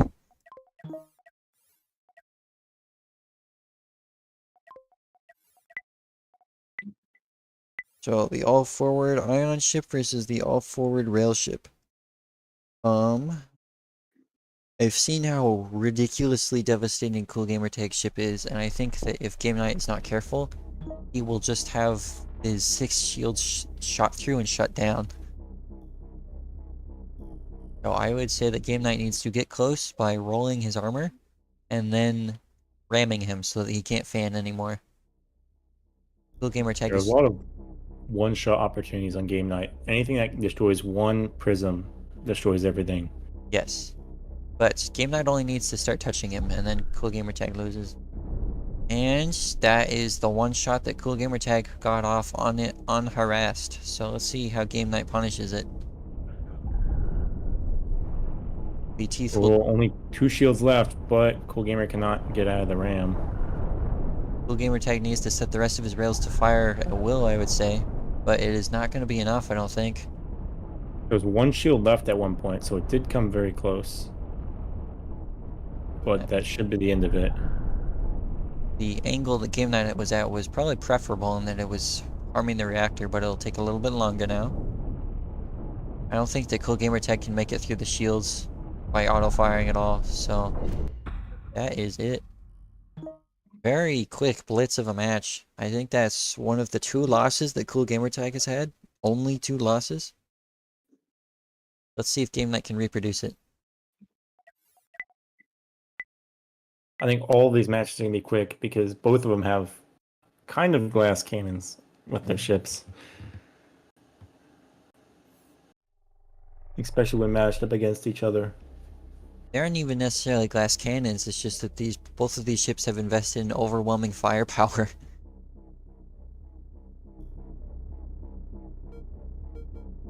Like, they're pretty solid from the front.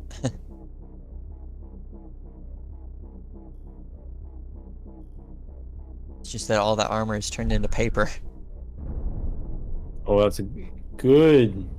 That was an even better tanking of the shot because none of the large shields were turned off. And I think that is already going to be it. Yeah.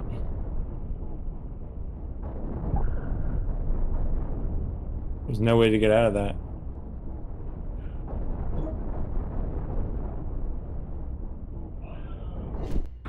Nicely done, Game Night with the blitz. Instantly takes out Cool Gamer Tag.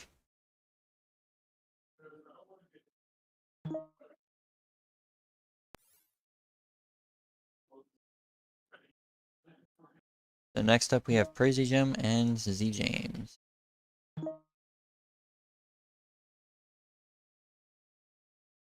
Apparently they're going off the rematch, I guess.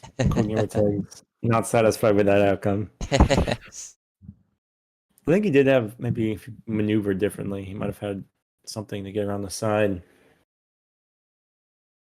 Realistically, I don't think that Cool Gamer Tag is ever gonna win that. Yeah, at least consistently, because you have to kind of get lucky with some side shot or a perfect down the barrel, which Game Night's probably not going to allow. Yeah, and even then, it's like you have to have a sequential shot, which Game Night's gonna be playing defensively and hiding his shields until they recharge.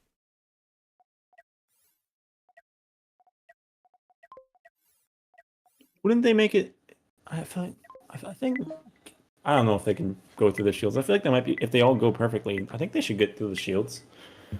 I mean, Though I'm not sure. I was watching a match against Cool Gamer Tag and Lunastro, and it did go through all of the shields on Lunastro's ship. So I'm pretty sure it's possible to go through 6 large shields and then kill what's ever behind it. Just very difficult to not get caught up on armor or other small shields.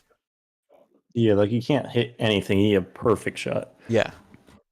Here we have another Morbiter and Z James, which we saw earlier with his deck cannon with the bonus nukes. Unfortunately, I don't think that the redundancy and defensive powerhouse of Chromatic Aberrant is going to be capable of outlasting the missiles. They deal so much damage over time.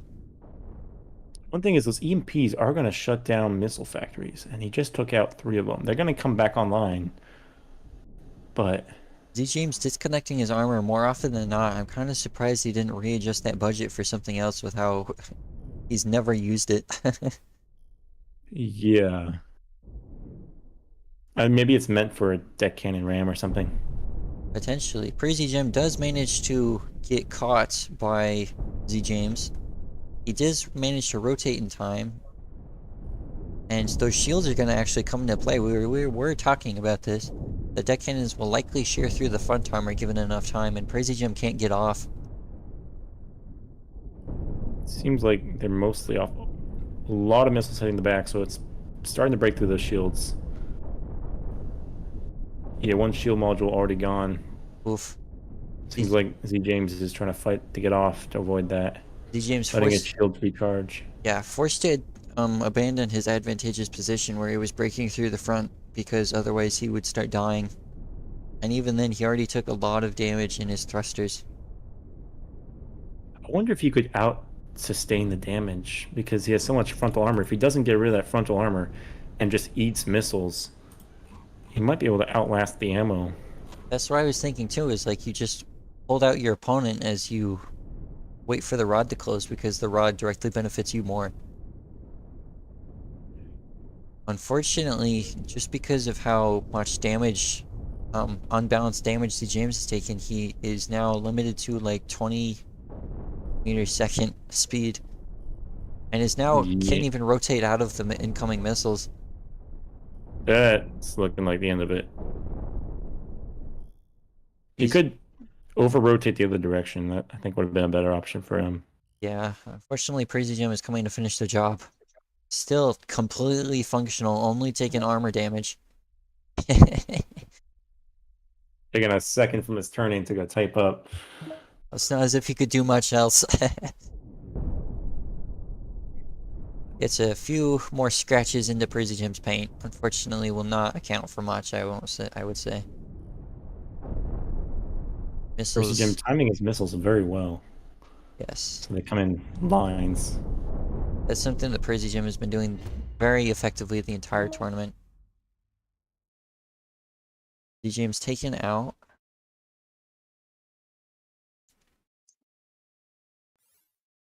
One more match. Can still go either way. Yeah.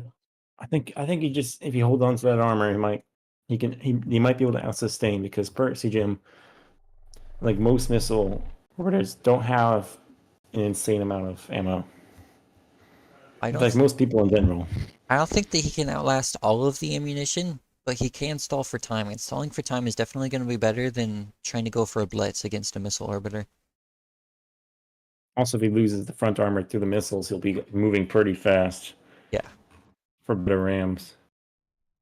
The nukes are potentially important. It's very difficult to wield them in a way that will do anything but like kind of negligible armor damage. But if you get lucky, you could potentially lose a few missile modules. By ditching his front armor, he also ditches his nukes. Yes, that's Why is definitely he? kind of interesting. I would have set up the nukes to be attached to the main body because there is an additional explosive charge on each of those armor segments. The Oh, nuke's somehow still firing off. those weren't in a dodgeable position. Does strip all of his side armor, so that is something that Percy Gem or Z James could exploit at some point. Unfortunately, as previously established, he does not have the firepower to kill Percy Gem from the front quickly enough to outdamage the missiles.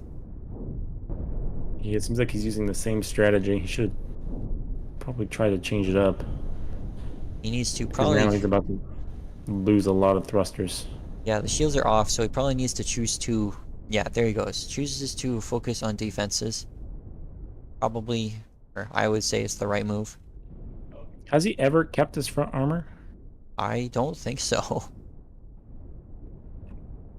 Have to ask him at some point.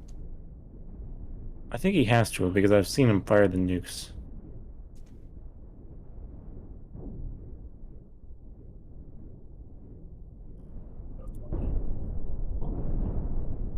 Unfortunately, even if he does hit with the deck cannons, it doesn't matter because it takes so many sequential shots to actually start dealing damage. Yeah. I'm a firm believer that with the ammo amounts, he could have probably done something serious if he just endurance through everything. Now he doesn't have the frontal armor, so he can't really do that. Yes, and he's trapped in this loop where he has to prioritize moving in specific ways to shield the missiles, or taking a ton of damage as he tries to re-engage again.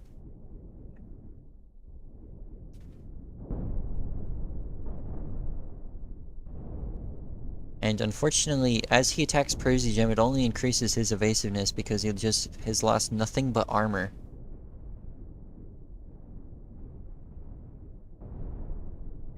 C. James is also picking up speed because of his huge armor losses.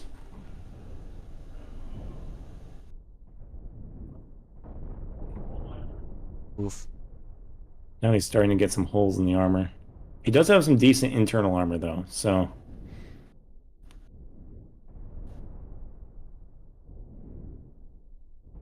The precisely aimed missile knives seem to not be doing much of anything. Very expertly rolled by Z James, whether intentionally or unintentionally. This could be a good shot. Oh, that's coming hard. Oof, that's gonna deal a lot of damage. And it gets the Yep. reactor even. Oof. Excellent performance Oh. from Z James and Crazy Gem. That was an intense knife. So Z James is eliminated and Crazy Gem moves on. Both undefeated. Or Crazy Gem undefeated. Now it is Salus versus Kawa.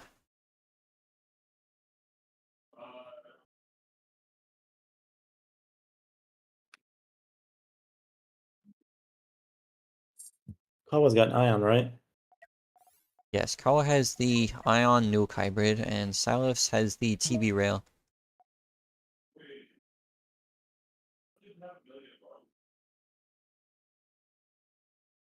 To be real, I don't think it's lost a single match yet, right? Like It's single round. not sure. I don't think it's died even once.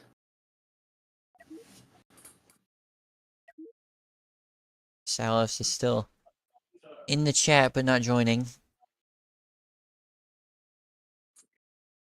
Here, let me go get him again. Oh, he's here. He's here.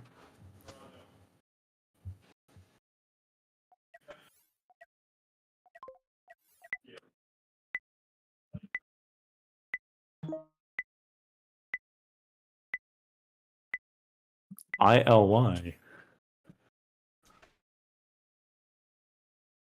I'm unfamiliar personally.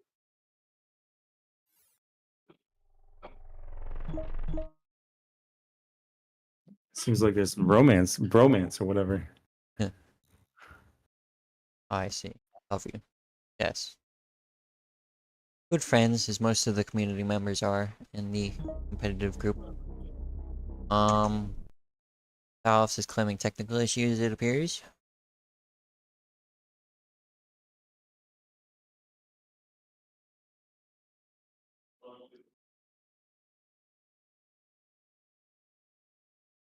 Seems like he needs to tighten his wires.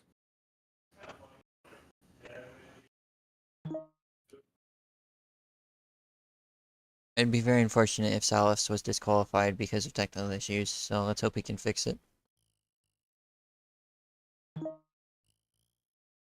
I suppose so.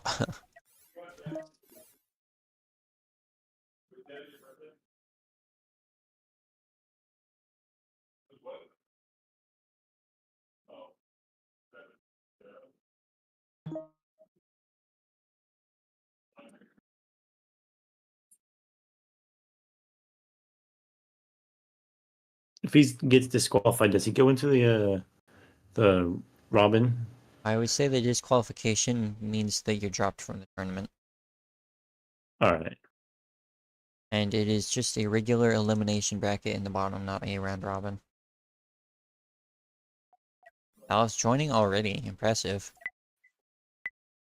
He's got a fast computer there. Much faster than I can restart my game anyway.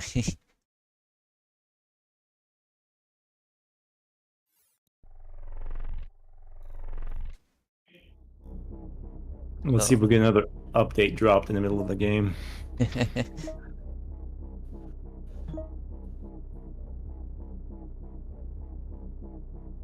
Salves wasn't ready, he should have just typed that and then readied, but alright.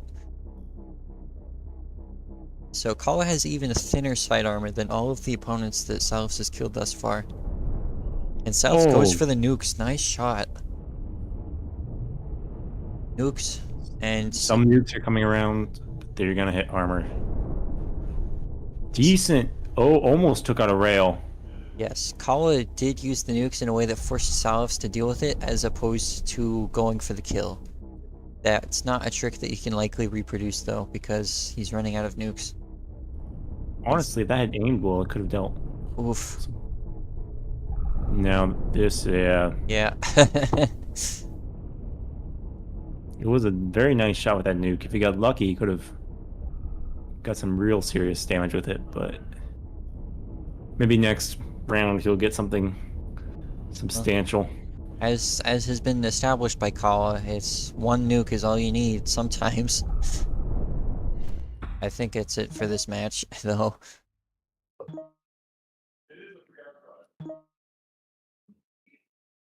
So the thing that Kala needs to do is rotate against Salifs so that it protects the nukes, because now that he knows that Salifs is going for those, he can rotate to protect them.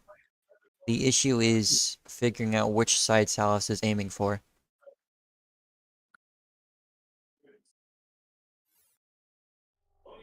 But even then, rotating the wrong way would still make it so you don't lose all four, but only like 2 or 3. Yeah. Definitely Maybe win the the... asteroids will help.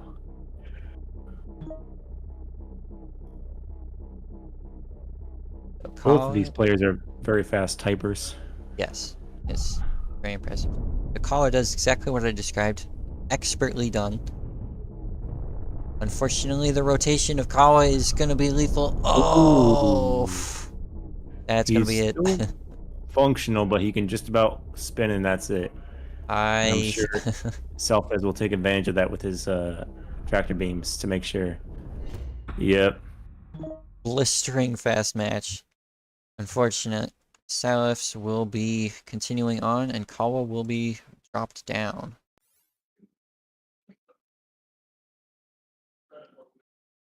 Salifs may very well be undefeated for the rest of the tournament. Yeah, he's never. I think he lost once, but I don't recall the circumstances. He can get defeated by his monitor. There's always the technical disqualification. So game night versus Percy Gym next. His best of 3 Selfez because it wasn't a final. Um, Alright. This is gonna be interesting. It's gonna be a missile orbiter versus the ion rammer, which is not advantageous for the ion rammer, I would say. Worth mentioning that Crazy Gem can be eliminated and survive at least once.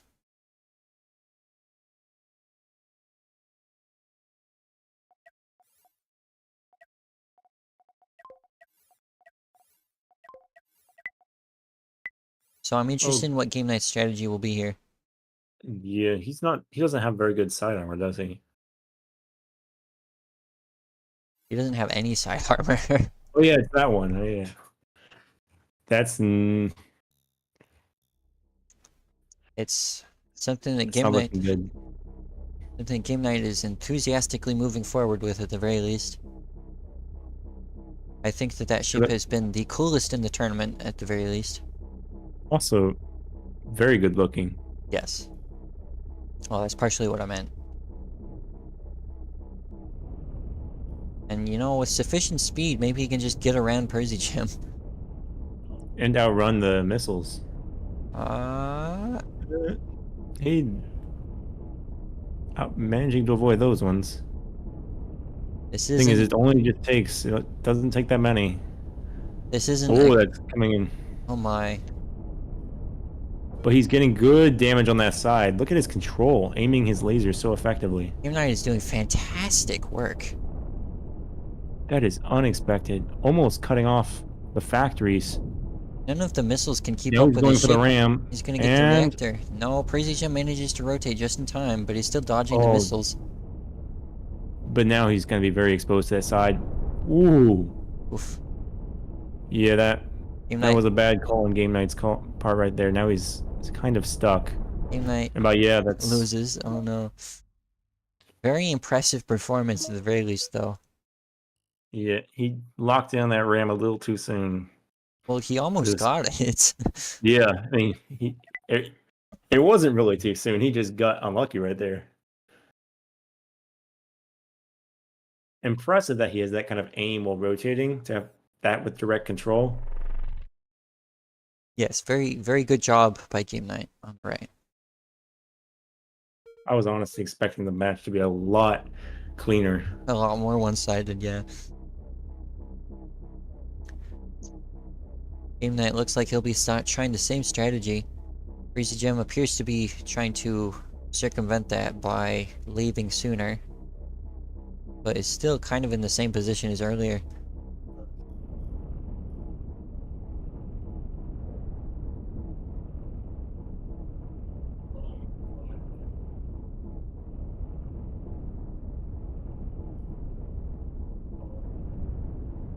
So Crazy Gem, knowing what happens, is going to be going into a hard turn sooner to try and circumvent it. Game Knight is almost destroying some modules. I think he's cut off some things from power. He has made supplies lines worse, but not cut off anything yet. Ooh, this is ideal. If he can body block all those launchers, that means that Crazy Gem can't deal any damage. And he'll just ram in and end it. But I think that's not going to happen right there. Yeah, Crazy Gem knows very well what would occur if he allowed that to happen, so he made sure to rotate out of it. Game Knight's still doing fantastic. There are two groupings of launchers that are cut off from power, but they had power storage, so they're going to run for a little bit longer. Interesting. Game Knight forced to go through all of the front armor from Crazy Gem. I think he might rotate at some point to try and attack the other side if Crazy Gem continues to move like this. Oh, look at those. Oof. Barely dodging a big grouping. But an exposed reactor is partially damaged. Roughly half health. The issue with this current strategy that Game Knight is employing is that Crazy Gem can just continue rotating in this current arrangement. And even if he clears that section of armor, he can just rotate harder, and then he has to deal with another section of armor. So, missiles are like so close from the back of the ship every time. Oh, but there's a hole in the armor that almost got exploited. Game Knight manages to laze all of Crazy Gem's rear, unfortunately not doing anything functional. This is a very close battle. One small mistake from anyone just ends it. Fires may be catastrophic for Breezy Jim. Currently, he has a missile launcher that doesn't appear like it'll be repaired. Those are the same ones that are cut off from power, so losing them isn't going to be too big of a difference. Well, it might chain into the other missile launchers, though.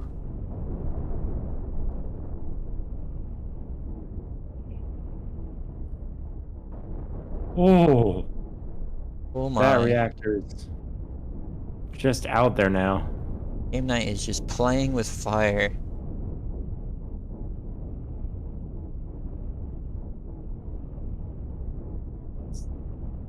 Repeatedly, narrowly dodges the missiles.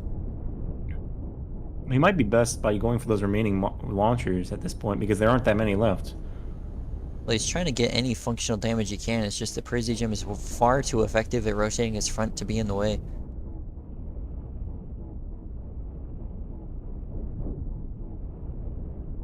Well, Seems like he's going to take some serious module damage right now. yes, and he seems to be trying to hold fire to make the missiles go in knife patterns. But has the supply lines cut to the left two missile modules, so technically Game Oh. Night can stall him out for energy now. Yeah, it's just a matter of time. He just needs to play defensively, I would say, and then he has this particular match. It only takes like 3 good missile shots for it to end, though. Oh, that was That rough. was just a couple blocks off. This is the tense, honestly, one of the most tense matches. Oh, yeah, barely dodging some there. Game Night continuing to play on the aggressive side, not letting it up for a moment, despite the fact that Breezy Jim is technically out of supplies. Well, he can just hold on to the missiles he has, though. So he's like, Game Night has to have those missiles shot at him and manage to dodge them. Or tank them on his front like that. Yeah, and there's still ammo. This is bad, this is bad. Breezy Jim managing to body block Game Night, preventing rotation. It might hit the reactor. Oh. Yeah, there we go. Breezy Jim narrowly takes the win. Dang, that was close and so many times. Uh, Game it's- Night piloted that so well. I really wanted to see that go to a 1-1. Yes, I wanted a third match too. That was intense. Excellent play from both of them. Fantastic game.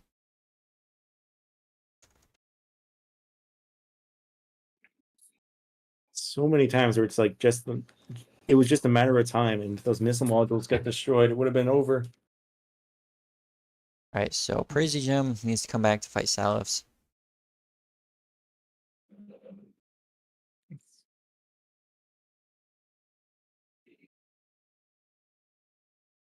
Hard to say how that fight could have been improved. Game Night played it very well.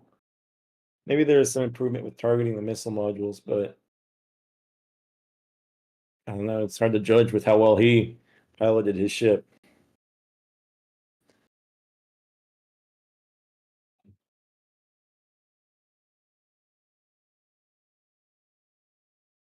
It's Game Night did everything perfectly and still unfortunately lost. Very, very close match. I think that's been the coolest thus far. Both of them were very close too. He almost won that first one. He almost destroyed that reactor.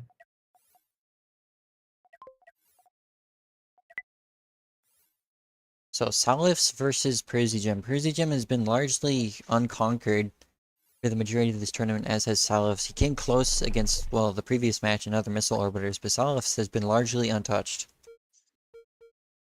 I So feel like this one's going to favor himself as I mean, he's notoriously taken out all the morbiders he's faced very effectively. I have to see what happens. I think Breezy Jim is competent enough to be playing as defensively as possible, which is necessary when the opponent can one-shot you from anywhere. But we'll see. Salifs is pretty good at engineering situations where he's in the right position at the right time.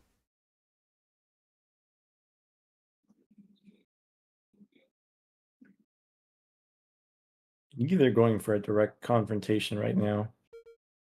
Well, Salifs doesn't want to get stuck out in in between an asteroid where Percy Jim can just sit there and fire at him, because he does have reverse thrust that hasn't been used much outside of turning. And he also wants to charge towards Percy Jim such that he can apply pushing force. And he prevents him from turning? Oh, that asteroid Oof. could be... Nah, he almost got pushed into the asteroid. That would have been very bad. I think Salifs would be best served by going through that corner hole that he established. But his side... And yup, there that goes. Crazy Jim instantly uses hotkeys to turn off thrusters and hopefully can fire more missiles, but Salif seems to be in the right position to punish it. No, not quite. Does take out Chain missiles. reaction.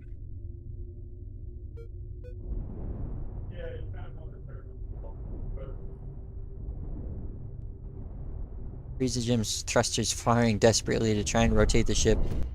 And that is it. Salif still slaughtering the competition.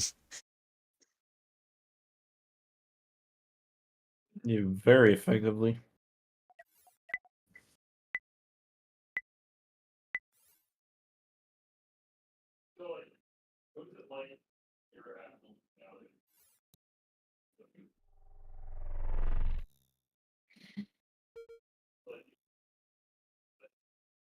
Salif's again hiding in the asteroids rather than directly engaging. Crazy Jim doing similar, approaching at an angle instead of directly head on. It's like the asteroids are going to knock out missiles, which to yourself has an advantage.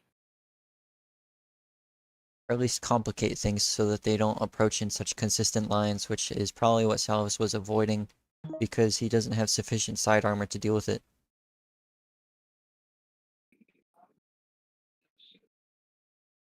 It's slightly worth noting that by use of tractor beams, you can pull yourself on asteroids to go through much faster and tighter turns. I don't expect that to be employed, but it is an option that Salus had if he's practiced it.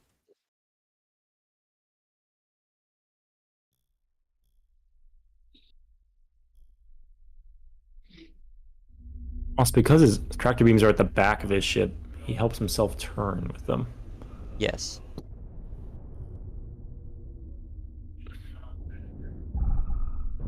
Salus going for the corner again, probably the weakest point. And as you just widen that hole more and more, you're presented with more options as to what you can fire at this behind that hole. Unfortunately, it must expose his side to shoot at it, which Crazy Gem is punishing very effectively here.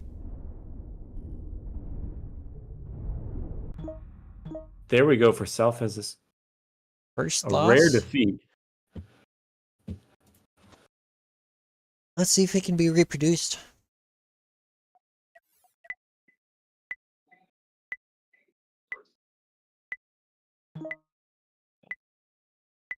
Best of 3. No, this is best of 5 since it's the Oh. finals, technically. Huh? I thought there's still Red Robin to do. That's the loser's bracket, but yes, this is the main finals, so this is a best of 5. Oh, all right, all right.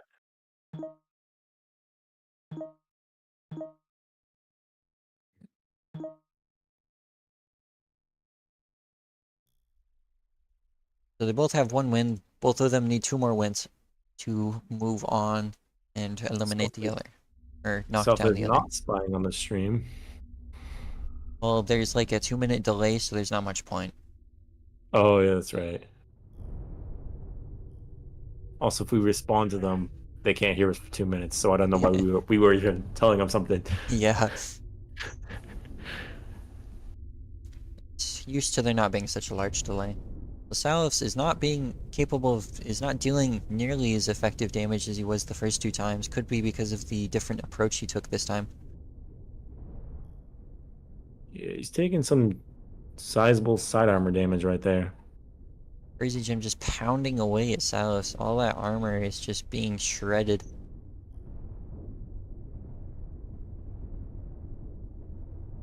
Looks like he might get a shot off here, though.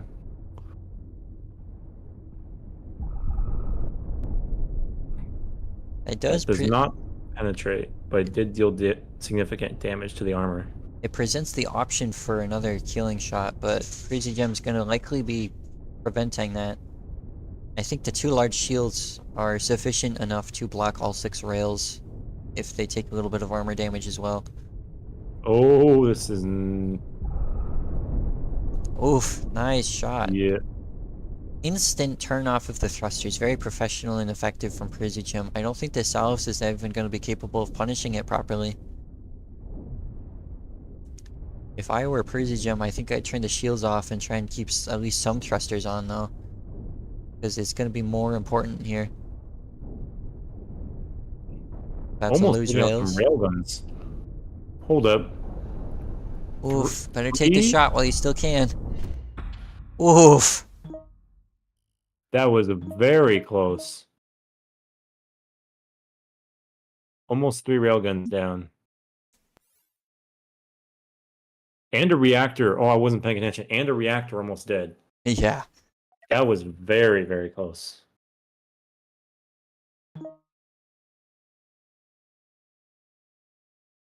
You go again.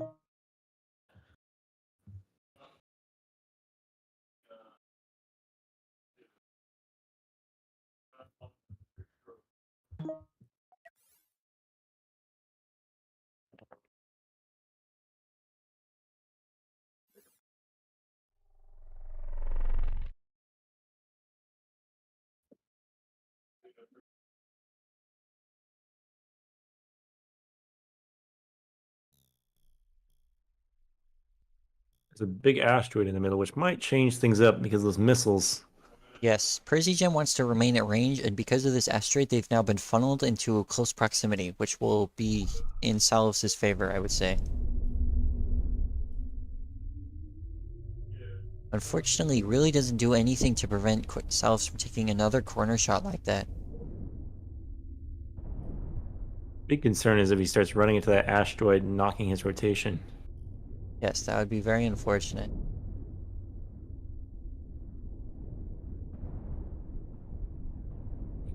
He really needs to get lucky with taking down some thrusters like he did last time. Oh, some thrusters are offline. Could be logistics issues. Salus's ship. Yeah, that's what it looks like. It's It was difficult. only a temporary offline. It's difficult to properly combat stress ships unless you like actively test them. And many players choose to not reveal their ships until the tournament itself to prevent counterplay. Good damage to a thruster on the side. Only took out 1 thruster though. It But did on the also other side, it did also cut logistics though. So those missiles will be turning off eventually.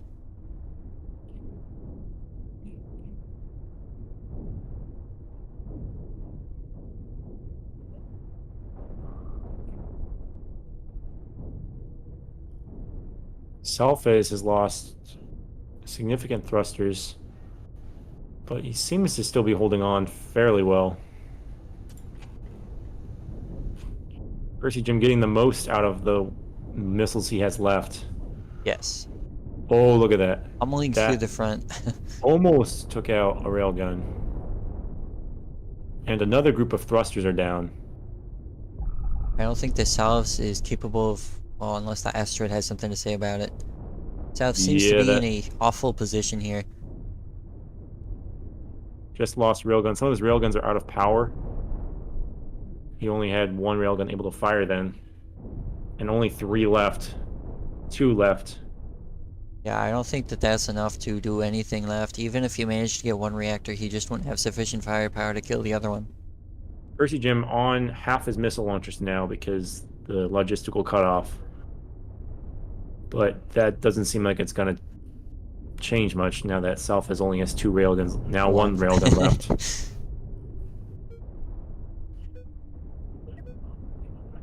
And there, yep. Going into a final match. This is very close. Match point. Could go either way.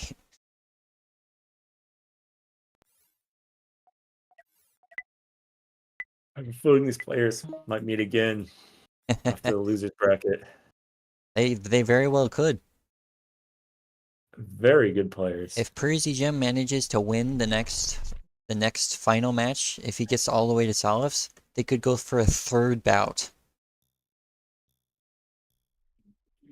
Yep. which sounds exhausting for both of them to deal with. Oh yeah, but they're mentally stressed. Very, very strenuous matchup to try and be dealing with when it could so easily go either way.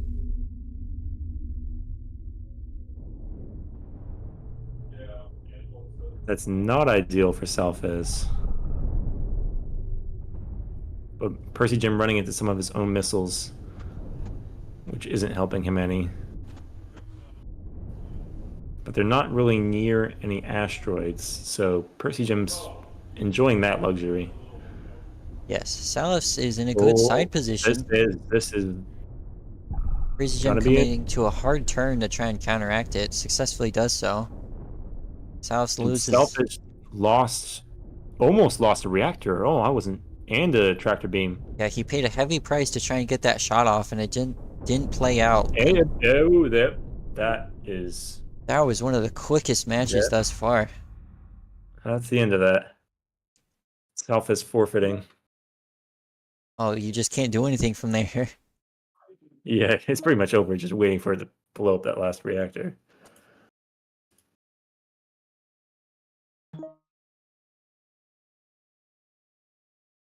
Salfas goes into the loser bracket. They'll probably meet Percy Jim again because of their track record.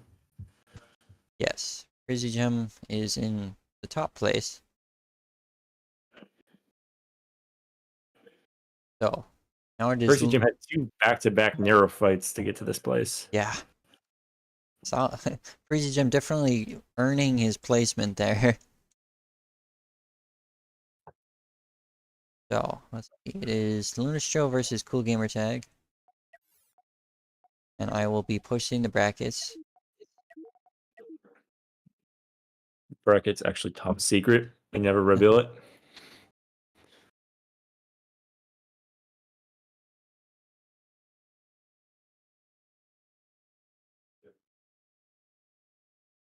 Must remind the players that you cannot be toxic.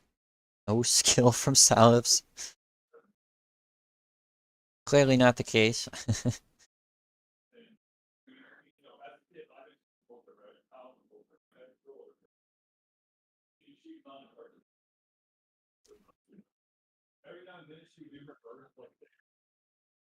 It's difficult to keep track of the previous matches from everyone that has fought thus far, so I must apologize.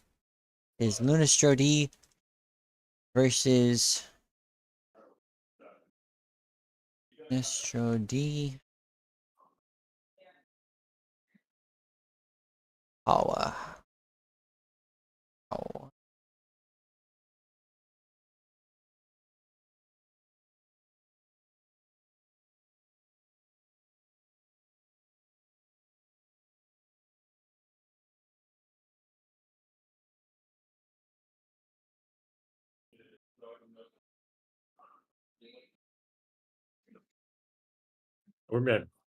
We have 3 players here.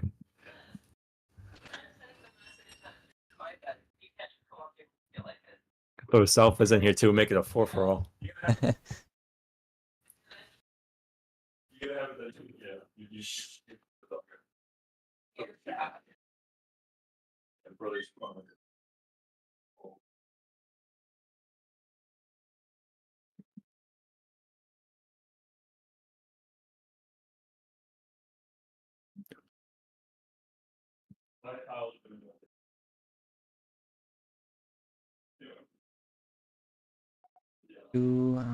Let's see. Trying to Lunastro versus Kawa. There we go.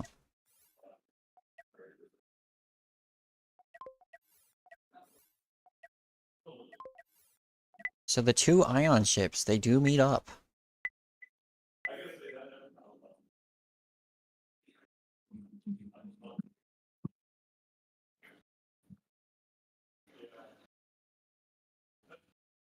I always love ion duels. Yes. It's very interesting because Kawa has these niche or utility nukes on the side But Lunastro has extremely thick side armor. Yeah. Like 4 layers, 3 layers in most places. That's very unexpected. Most of the time it's at most 2. Hold up. Is my audio good? Yes. I could hear All right. someone in the background, but it's mostly fine. Yeah, I'm just muting it for a second because of that. Nukes not making too much of an impact. Well, they do batter the front, which is relevant because you have to get through your opponent's armor to then pressure the shields. Otherwise, they just shift too easily. But the issue with that is that Kawa cannot win a hit-on match. Like, he has less ions and he has no disruptors. And those nukes effectively miss. For all the effectiveness they would have. He does have reloads on the nukes that might come into play.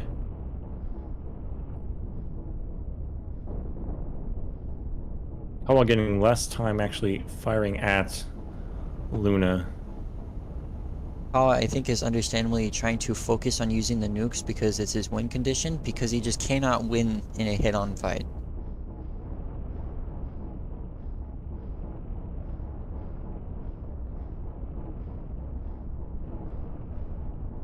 And continues aiming them at awful timings so that they all keep missing or hitting very irrelevant locations, Now they got a stare down.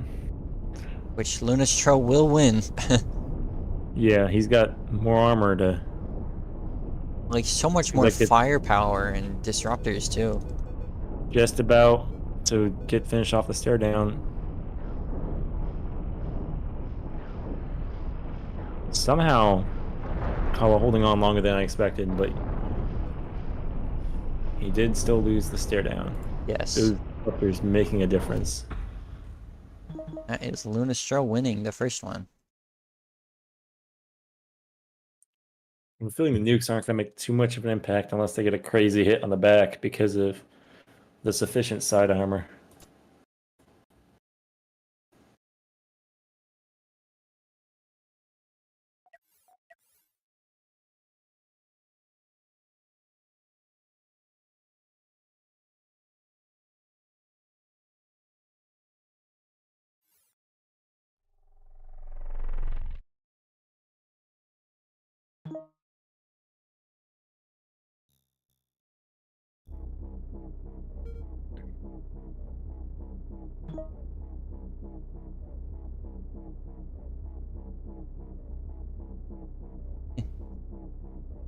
The Kawa's running around the side for some reason.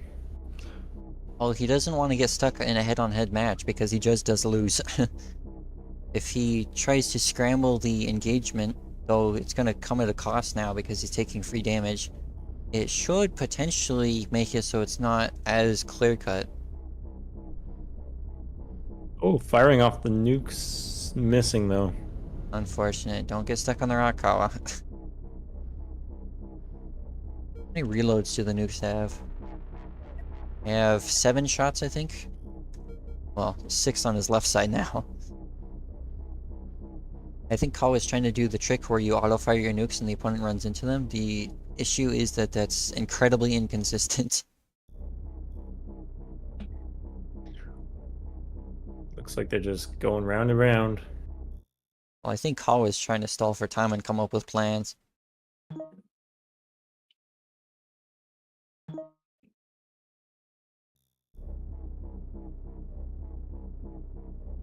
Making small talk. On the show might get stuck on the rock if they continue chatting and not paying attention. It is semi-relevant that if Kawa could manage to somehow keep at range while fighting, he would be dealing much better damage than Lunastro because it's not spread out. The issue is I don't think that is going to be capable because they both have exclusively forward thrust. Surprised neither of them like snuck in on the back of like an engine room some standard thruster facing the other direction in case you get stuck on an asteroid. I think that it's more so for helping with turning, because like if you get stuck on an asteroid, those two thrusters aren't going to do very much. I found that by putting a thruster on the edge of a forward thrust ship, it can help quite a bit with turning and like peeling yourself off an asteroid a little faster than having nothing whatsoever and I'll just being stuck there. have to take your word for it, since that's not a particular area I'm very experienced with. While continuing to run. I hope he's enjoying himself.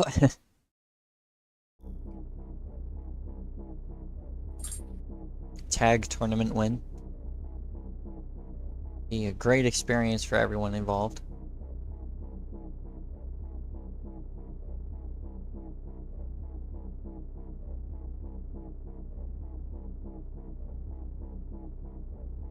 I can see viewers leaving the chat.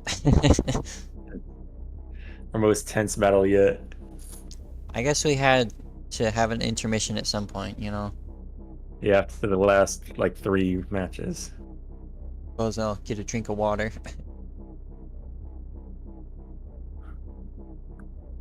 Kawa continuing his dodge and waiting for the ring to close.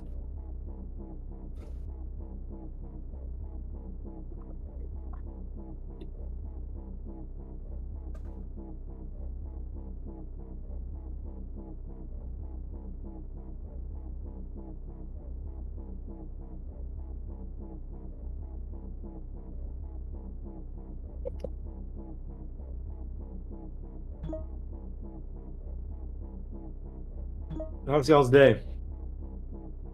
Yesterday, stuck my hand in a blender. Why? I don't actually know how it happens. So it's like one of those blenders. It's making a smoothie. It's one of those blenders where like the lid to it is the blender thing, and you flip it upside down. And like while taking it off, I guess I turned it to take it off too hard and like unscrewed the actual cup full of the smoothie, and it slipped. And I managed to whack my hand on the part of the blade that was just sitting there with no bowl on top. That's Thankfully, it wasn't going full power, so and it hit my knuckle, so it just bounced my knuckle off. But it could have gone a lot worse. no kidding. I can't say I recommend putting your hand in a blender under really any circumstances. I can't see that ever being a good situation. Only a little bit of skin peeled back, but it could have gone so much worse. Very fortunate. I personally do not care for smoothies or things that are made with blenders, because it's like when there's like floaty bits in a drink, so weird and bad. It's like if you I understand that. I guess I'm not too big on textures, but I'm trying to put on some weight, so it's an easy way to stack on pounds. I suppose that's true. I had bad experiences with orange pulp as a child, and I've been permanently scarred. Did Orange hold your family hostage? Essentially, that's the synopsis of this event. Oh, continuing to waste nukes. No, what? No, those barely were out of range. Even if they hit, they wouldn't have done anything. Yeah, unless it's the front, it's not impacting much. I've been told that Oreos are a good source of putting on weight. I don't know what caliber of advice this is, or remotely how valid it is. It's just something I've heard. I believe that. I found that potato and chicken salad They don't really help. Salad, though. No, it's pretty much mayonnaise. Oh, sounds more like soup at that point. It's like a very potato salad, like pieces of potato suspended in mayonnaise, which mayonnaise has so many calories, it's absurd. I would try that, except mayonnaise is disgusting, to say the least, so... That's understandable. It's not my personal taste. I'm not big on it, but it really, really helps you put on weight. Yeah, it's not necessarily about the food you're enjoying as much as the necessary steps one must take. Also, I'm like the opposite of a super taster. I don't really like. I can eat mostly anything. It doesn't taste like I'm not affected by taste. I'm exceedingly picky, so probably to my downside, but it's a matter of principle. Finally, it appears that the rod is close There enough we that go. the match has resumed. Sorry for the delay, everyone. It was an intermission. Yeah, Oh, he's got somewhere with that. pretty good damage. If he can do that 4 more times, then he might get nukes in the actual barrel, hitting the shields. Just gotta let him not get killed right now, though. He's about to lose 1 or 2 launchers. Actually, still got all of his launchers somehow. Might I think not he's for avoiding the long. ram. Oh, Oh, this that's is a not gonna be. terrible That is, position. he is managing to turn out of it, though. If he'd been much unluckier, that would have been catastrophic. And that barrel's decently open on one side. I'm just struggling to dodge these nukes as well, or mitigate them really effectively. Calling a They, good position. they didn't deal any relevant damage. But now this ram is working a little better. The thing is that Lunastro still has so much more armor to get through for Kawa to try and get through. The Kawa's armor is even spaced. It's light armor. Yeah, that's like trivial compared to what Lunastro has, which is like seven plus layers of solid armor. Kawa's sending his armor down the barrel. And the disruptors are going to start tearing through the shields as well. Oh, this is gonna be the end right here. One more shield. Yep. And the control rooms are going to be aimed at and taken out. Lunastro There. wins.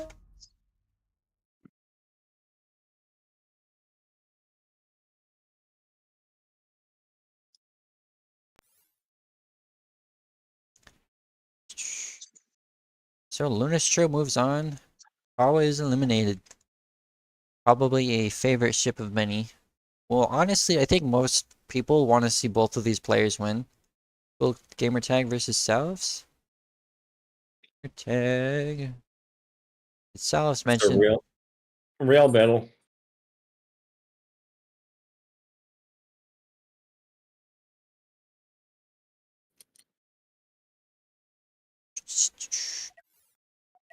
Get out of here.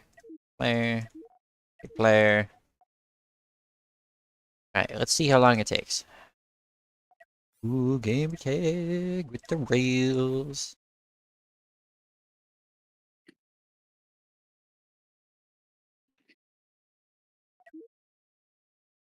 The Salves is in the lobby.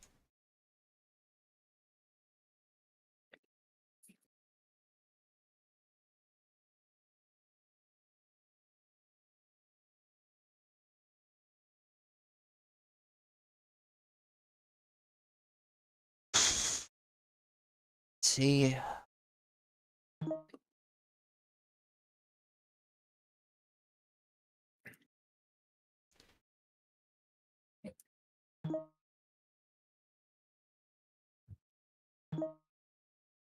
Salves continuing to complain. Okay, so based on how the bracket was, which I was going to set up differently, was that Salves eliminated Lunastro D early, and Cool Gamertag was eliminated early, but those two already fought.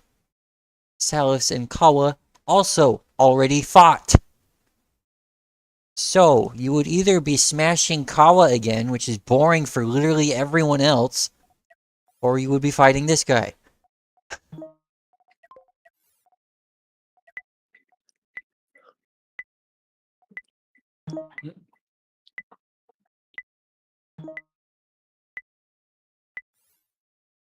Oh.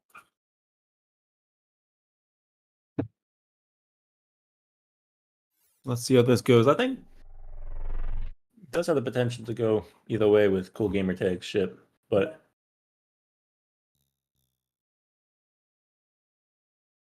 Cool Gamer Tag only needs to be knocked off center once.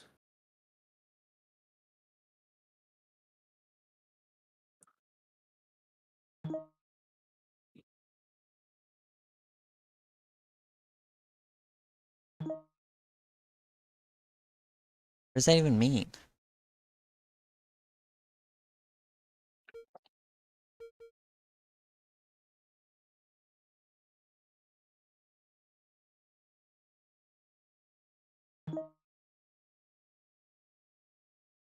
Just play. Nobody get distracted from their game through Alright. typing. I mean, if Cool Gamer Tag agrees, then I don't see what's wrong with that. But it's gonna look extremely silly if Salus just wins this. Because of the frontal armor and the ability to rotate.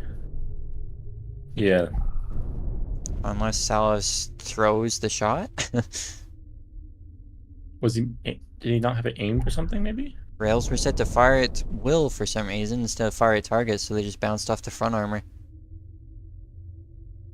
Brutal shot, taking out a bunch of rails. But Cool Gamer Tag is kind of stuck for a second. Nah, he's got free. Still making an ineffective shot there and getting turned around. But because of power issues, Selfiz does not take advantage of that. It's only got one functional railgun right now. Well, that's all you need, just need to get a control room or such. The other one came on. Now he's got 2. Nope, back to 1. He still has 2. Yeah. What's...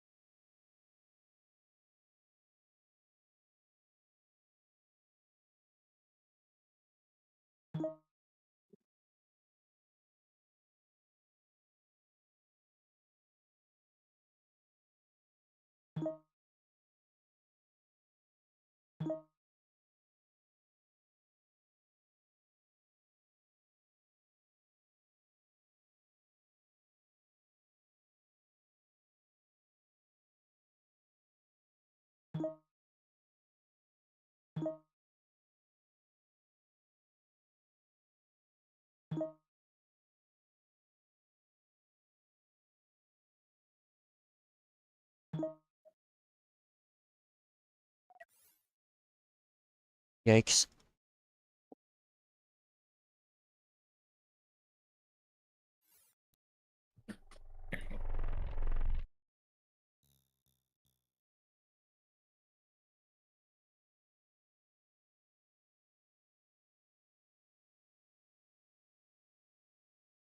Whatever. Cool Gamer Tag can clearly batter through Salus's front. Salus has the ability to rotate Cool Gamer Tag. The issue is that he does not...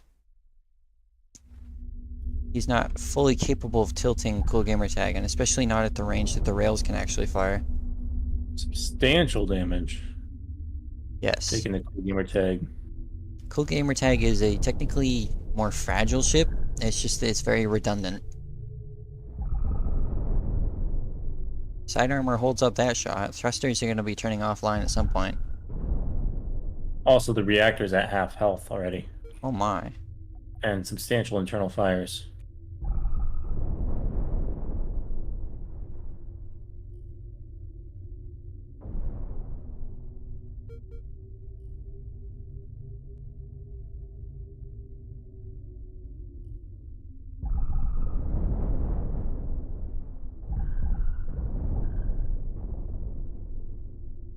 I don't think Self is still running into some power issues. I don't think, despite the fact that Cool Gamer Tag did not get tilted in one shot, he has lost sufficient rails that I don't think he can really fight back anymore.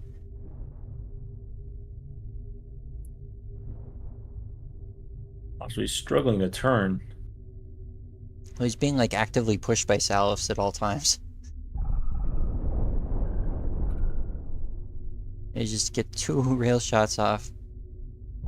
Put dents in Salifs' armor, nothing past that. And he's having cool crew issues on all of his railguns. He's got crew abandoning the railguns. Oof. I think they were trying to go for fire extinguishers.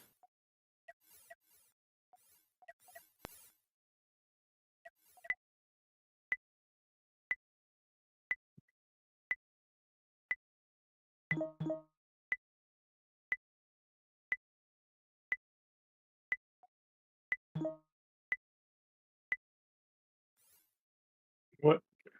It was Salifs' idea.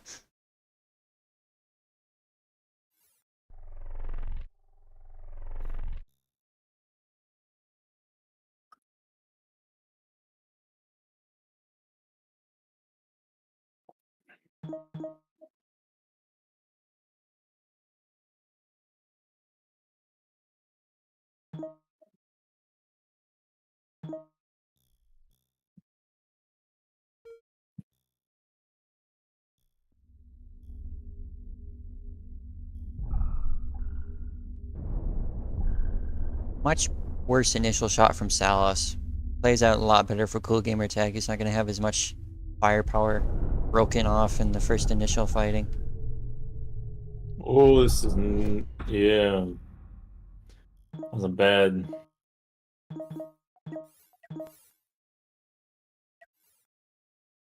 Selfis didn't even need the buff around he's asking for. Yup. What I expected, but whatever. Alright, Salifs versus Lunastro D.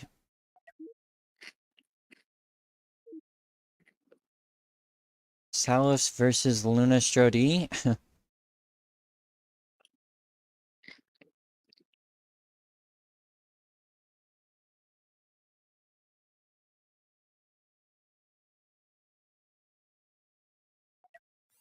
Alright, I'm gonna mute Salifs for the rest of the tournament, so, enjoy that, Salifs.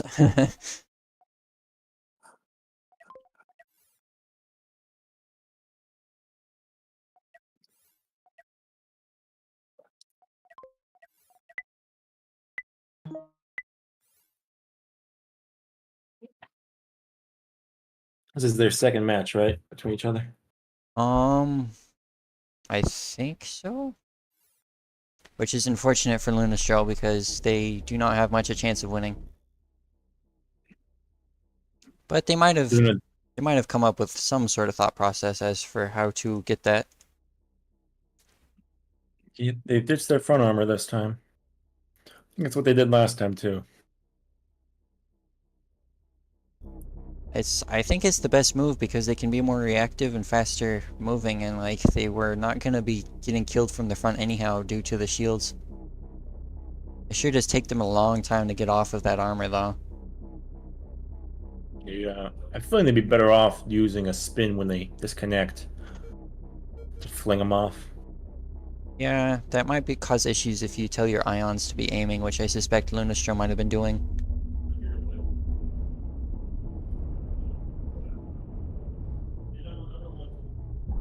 That's looking quick.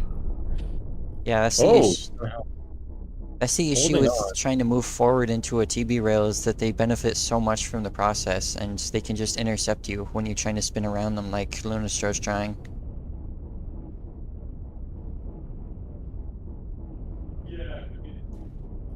Slowly cutting away at front armor though. Ooh, Not fast enough. That's actually not that substantial that was a very lucky shot for Lunastro. because it managed to avoid any prisms and it hit right in between 2 supply lines, so it didn't cut anything off. Yeah, It did destroy 1 engine room though, so those engines are gonna go offline. that's still like so much better compared to what could have occurred. Oh yeah, that could have been the end of it. Bopping Salifs there Yeah, prevents a proper shot. Lunastro doing a great job holding on. I think they should start orbiting the other way around to protect their side, though. They think the same. For ramming, I get that's better for them. Surprised that's even lasted this long with the tractor beams. Unfortunately, it's this pretty standard maneuver the Salvus has been doing the entire tournament, and it fails! The rail power, the two missing rails, don't manage to get off in time and misfire, causing Lunastro to still survive. Barely. With half health on the reactor. Aye, man, it's a TB rail. Survival, survival.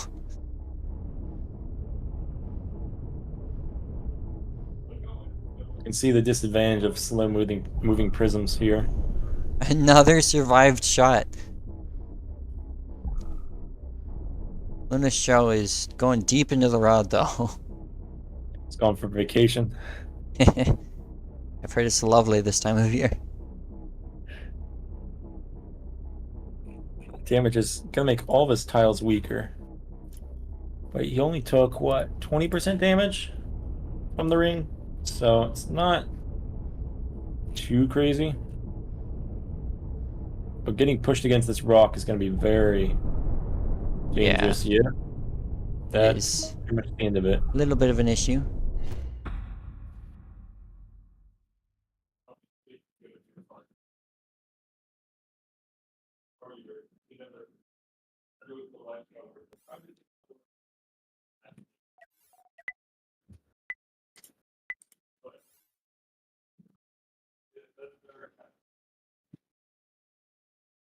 After this is the finals, right?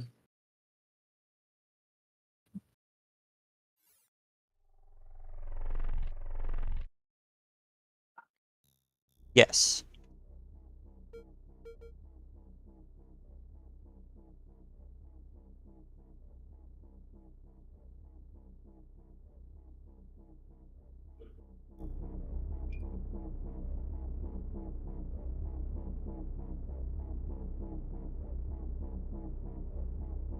Luna once again ditching their front armor. Oh, it just doesn't do anything for them here.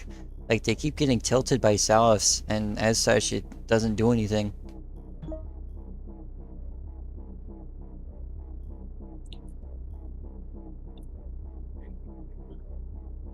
I think maybe the reason Luna can't really spin is because they only have forward thrust, which means by spinning they'd be moving forward and potentially getting the stuff stuck in them.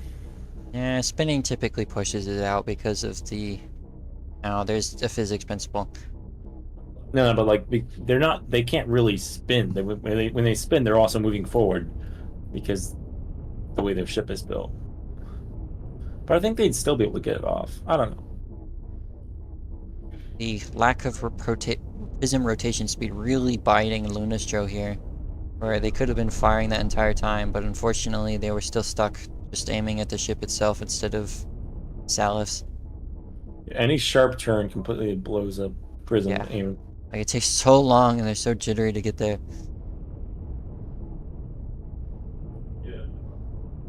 There's a ram.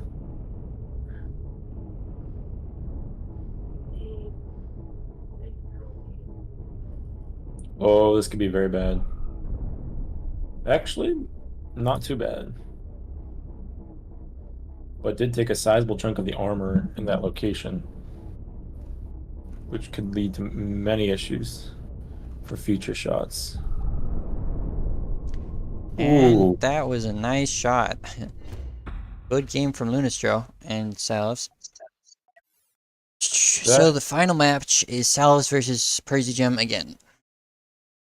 does Percy Jim get an additional something because he never lost? Yes. He has to be removed twice.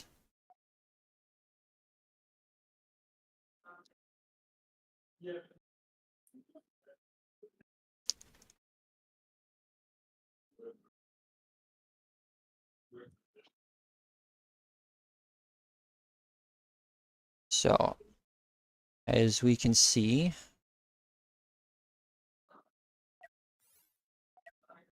Percy Gem and Salus is the final. This is the best of 5.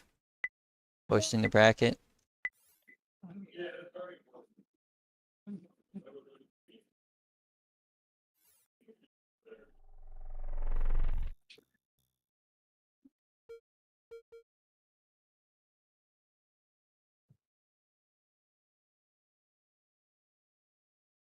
It's best of 5, and then if Selfas wins, it's another best of 5, right? Sorry? Can you repeat that? It's best of 5, and then if Selfas wins, it's another best of 5, right? Yes. He has to win 6 times against Percy Gem for him to win the tournament. Percy Gem has to win 3 times, or 3 times after losing 3 times. So essentially it's twice as many wins, or twice as much effort required for Salafs at this point. And one might suspect that Salafs is beyond tilted right now, which will significantly inhibit their performance. Yeah, that probably.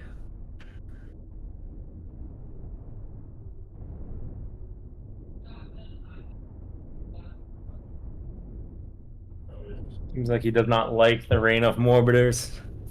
Well, that's understandable, but you can't hate the person for taking advantage of valid tactics. Well, there's a good hit, so that match is pretty much over.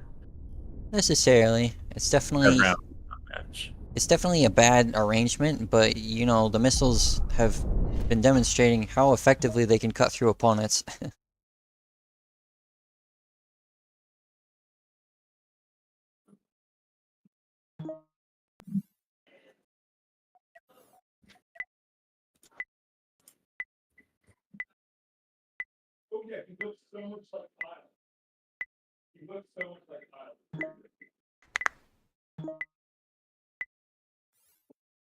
'Cause Thank you for answering his questions, Mr. KMC.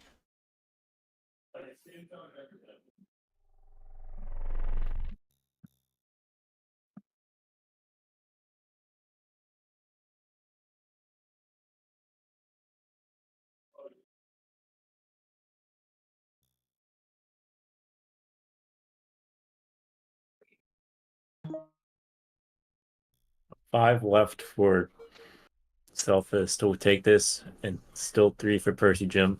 Yes. Gap has closed a little bit. Crazy Gem presenting a lot of his side. Yeah, that might be punished. and not in return for dealing any damage himself. Fortunately, he didn't lose the reactor at least, because it got caught on the corner. Could have been very bad, though. Percy Jim already taking substantial side damage. Oh! That was Gets the particularly reactor. bad. Brutal. Sal's forfeits. Alright, 1-1. One more? No, it's at least 2 more. At minimum, 2 matches. At most, quite a bit more.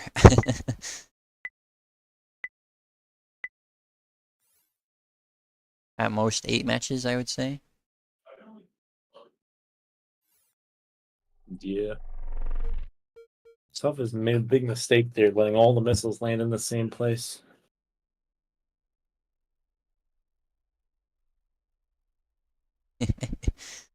Yeah, It's difficult to pilot ships. it is not ideal to have all the missiles aimed like that, which Percy Gem has been demonstrating again and again that he is exceptional at, if nothing else.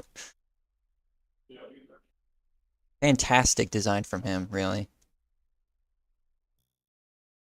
It's a very overused design, but done incredibly well.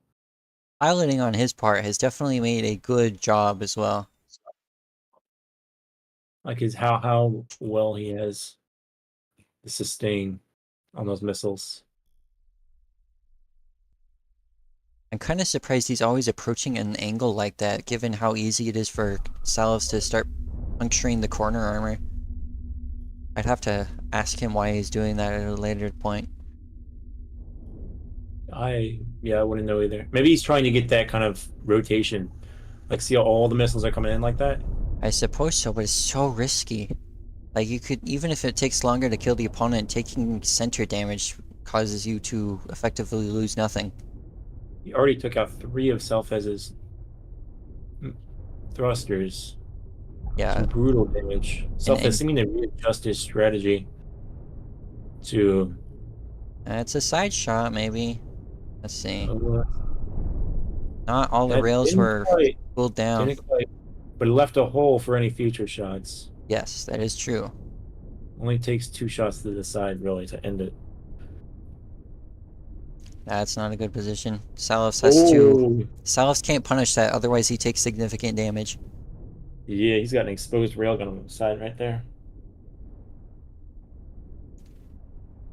It's very But he's difficult good. to try and fire back. Ooh, that's all coming in at the same place, right toward the reactor. That's about to, yep. Salus are running. He's going out. He's dying. It's certainly a blaze of glory. What is Percy Jim racing him, seeing if he can make it out first? Yeah. It's certainly one of the finales ever. We'll do it first. Probably Self is much further out because Percy Jim was running toward the middle.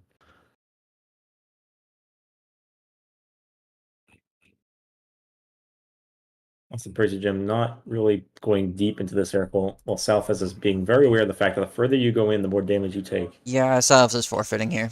Nice job, He Percy could, Jim. Won the tournament. could push the self-destruct button. Or forfeit button. Yeah. Well, if he's looking for an explosive exit. I do not know why Percy Jim would ever forfeit here. He earns the victory to the tournament.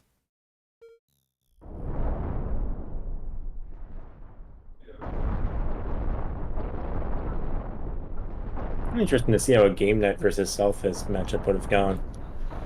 It's... Game night had some incredible piloting that almost defeated Percy Jim. It's an interesting matchup, I think, but it is the case that I would say it's the case that the tractor beams are just too effective despite all that thrust and piloting. Yeah. Also because it only takes one shot really, and Game Night had like no side armor. Ooh.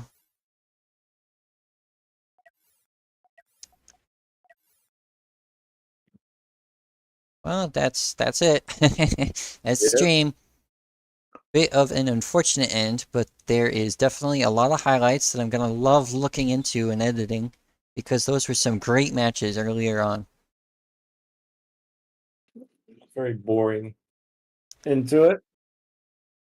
And so the next tournament will be, let's see, because I can't confirm this now. The next tournament will be on the 24th, and there will actually be a cash prize. Oh damn. There will be a $30 prize for first place and $15 for second place. So it's definitely not something you're going to want to miss. There's also going to be a... It is going to be a... Let's see.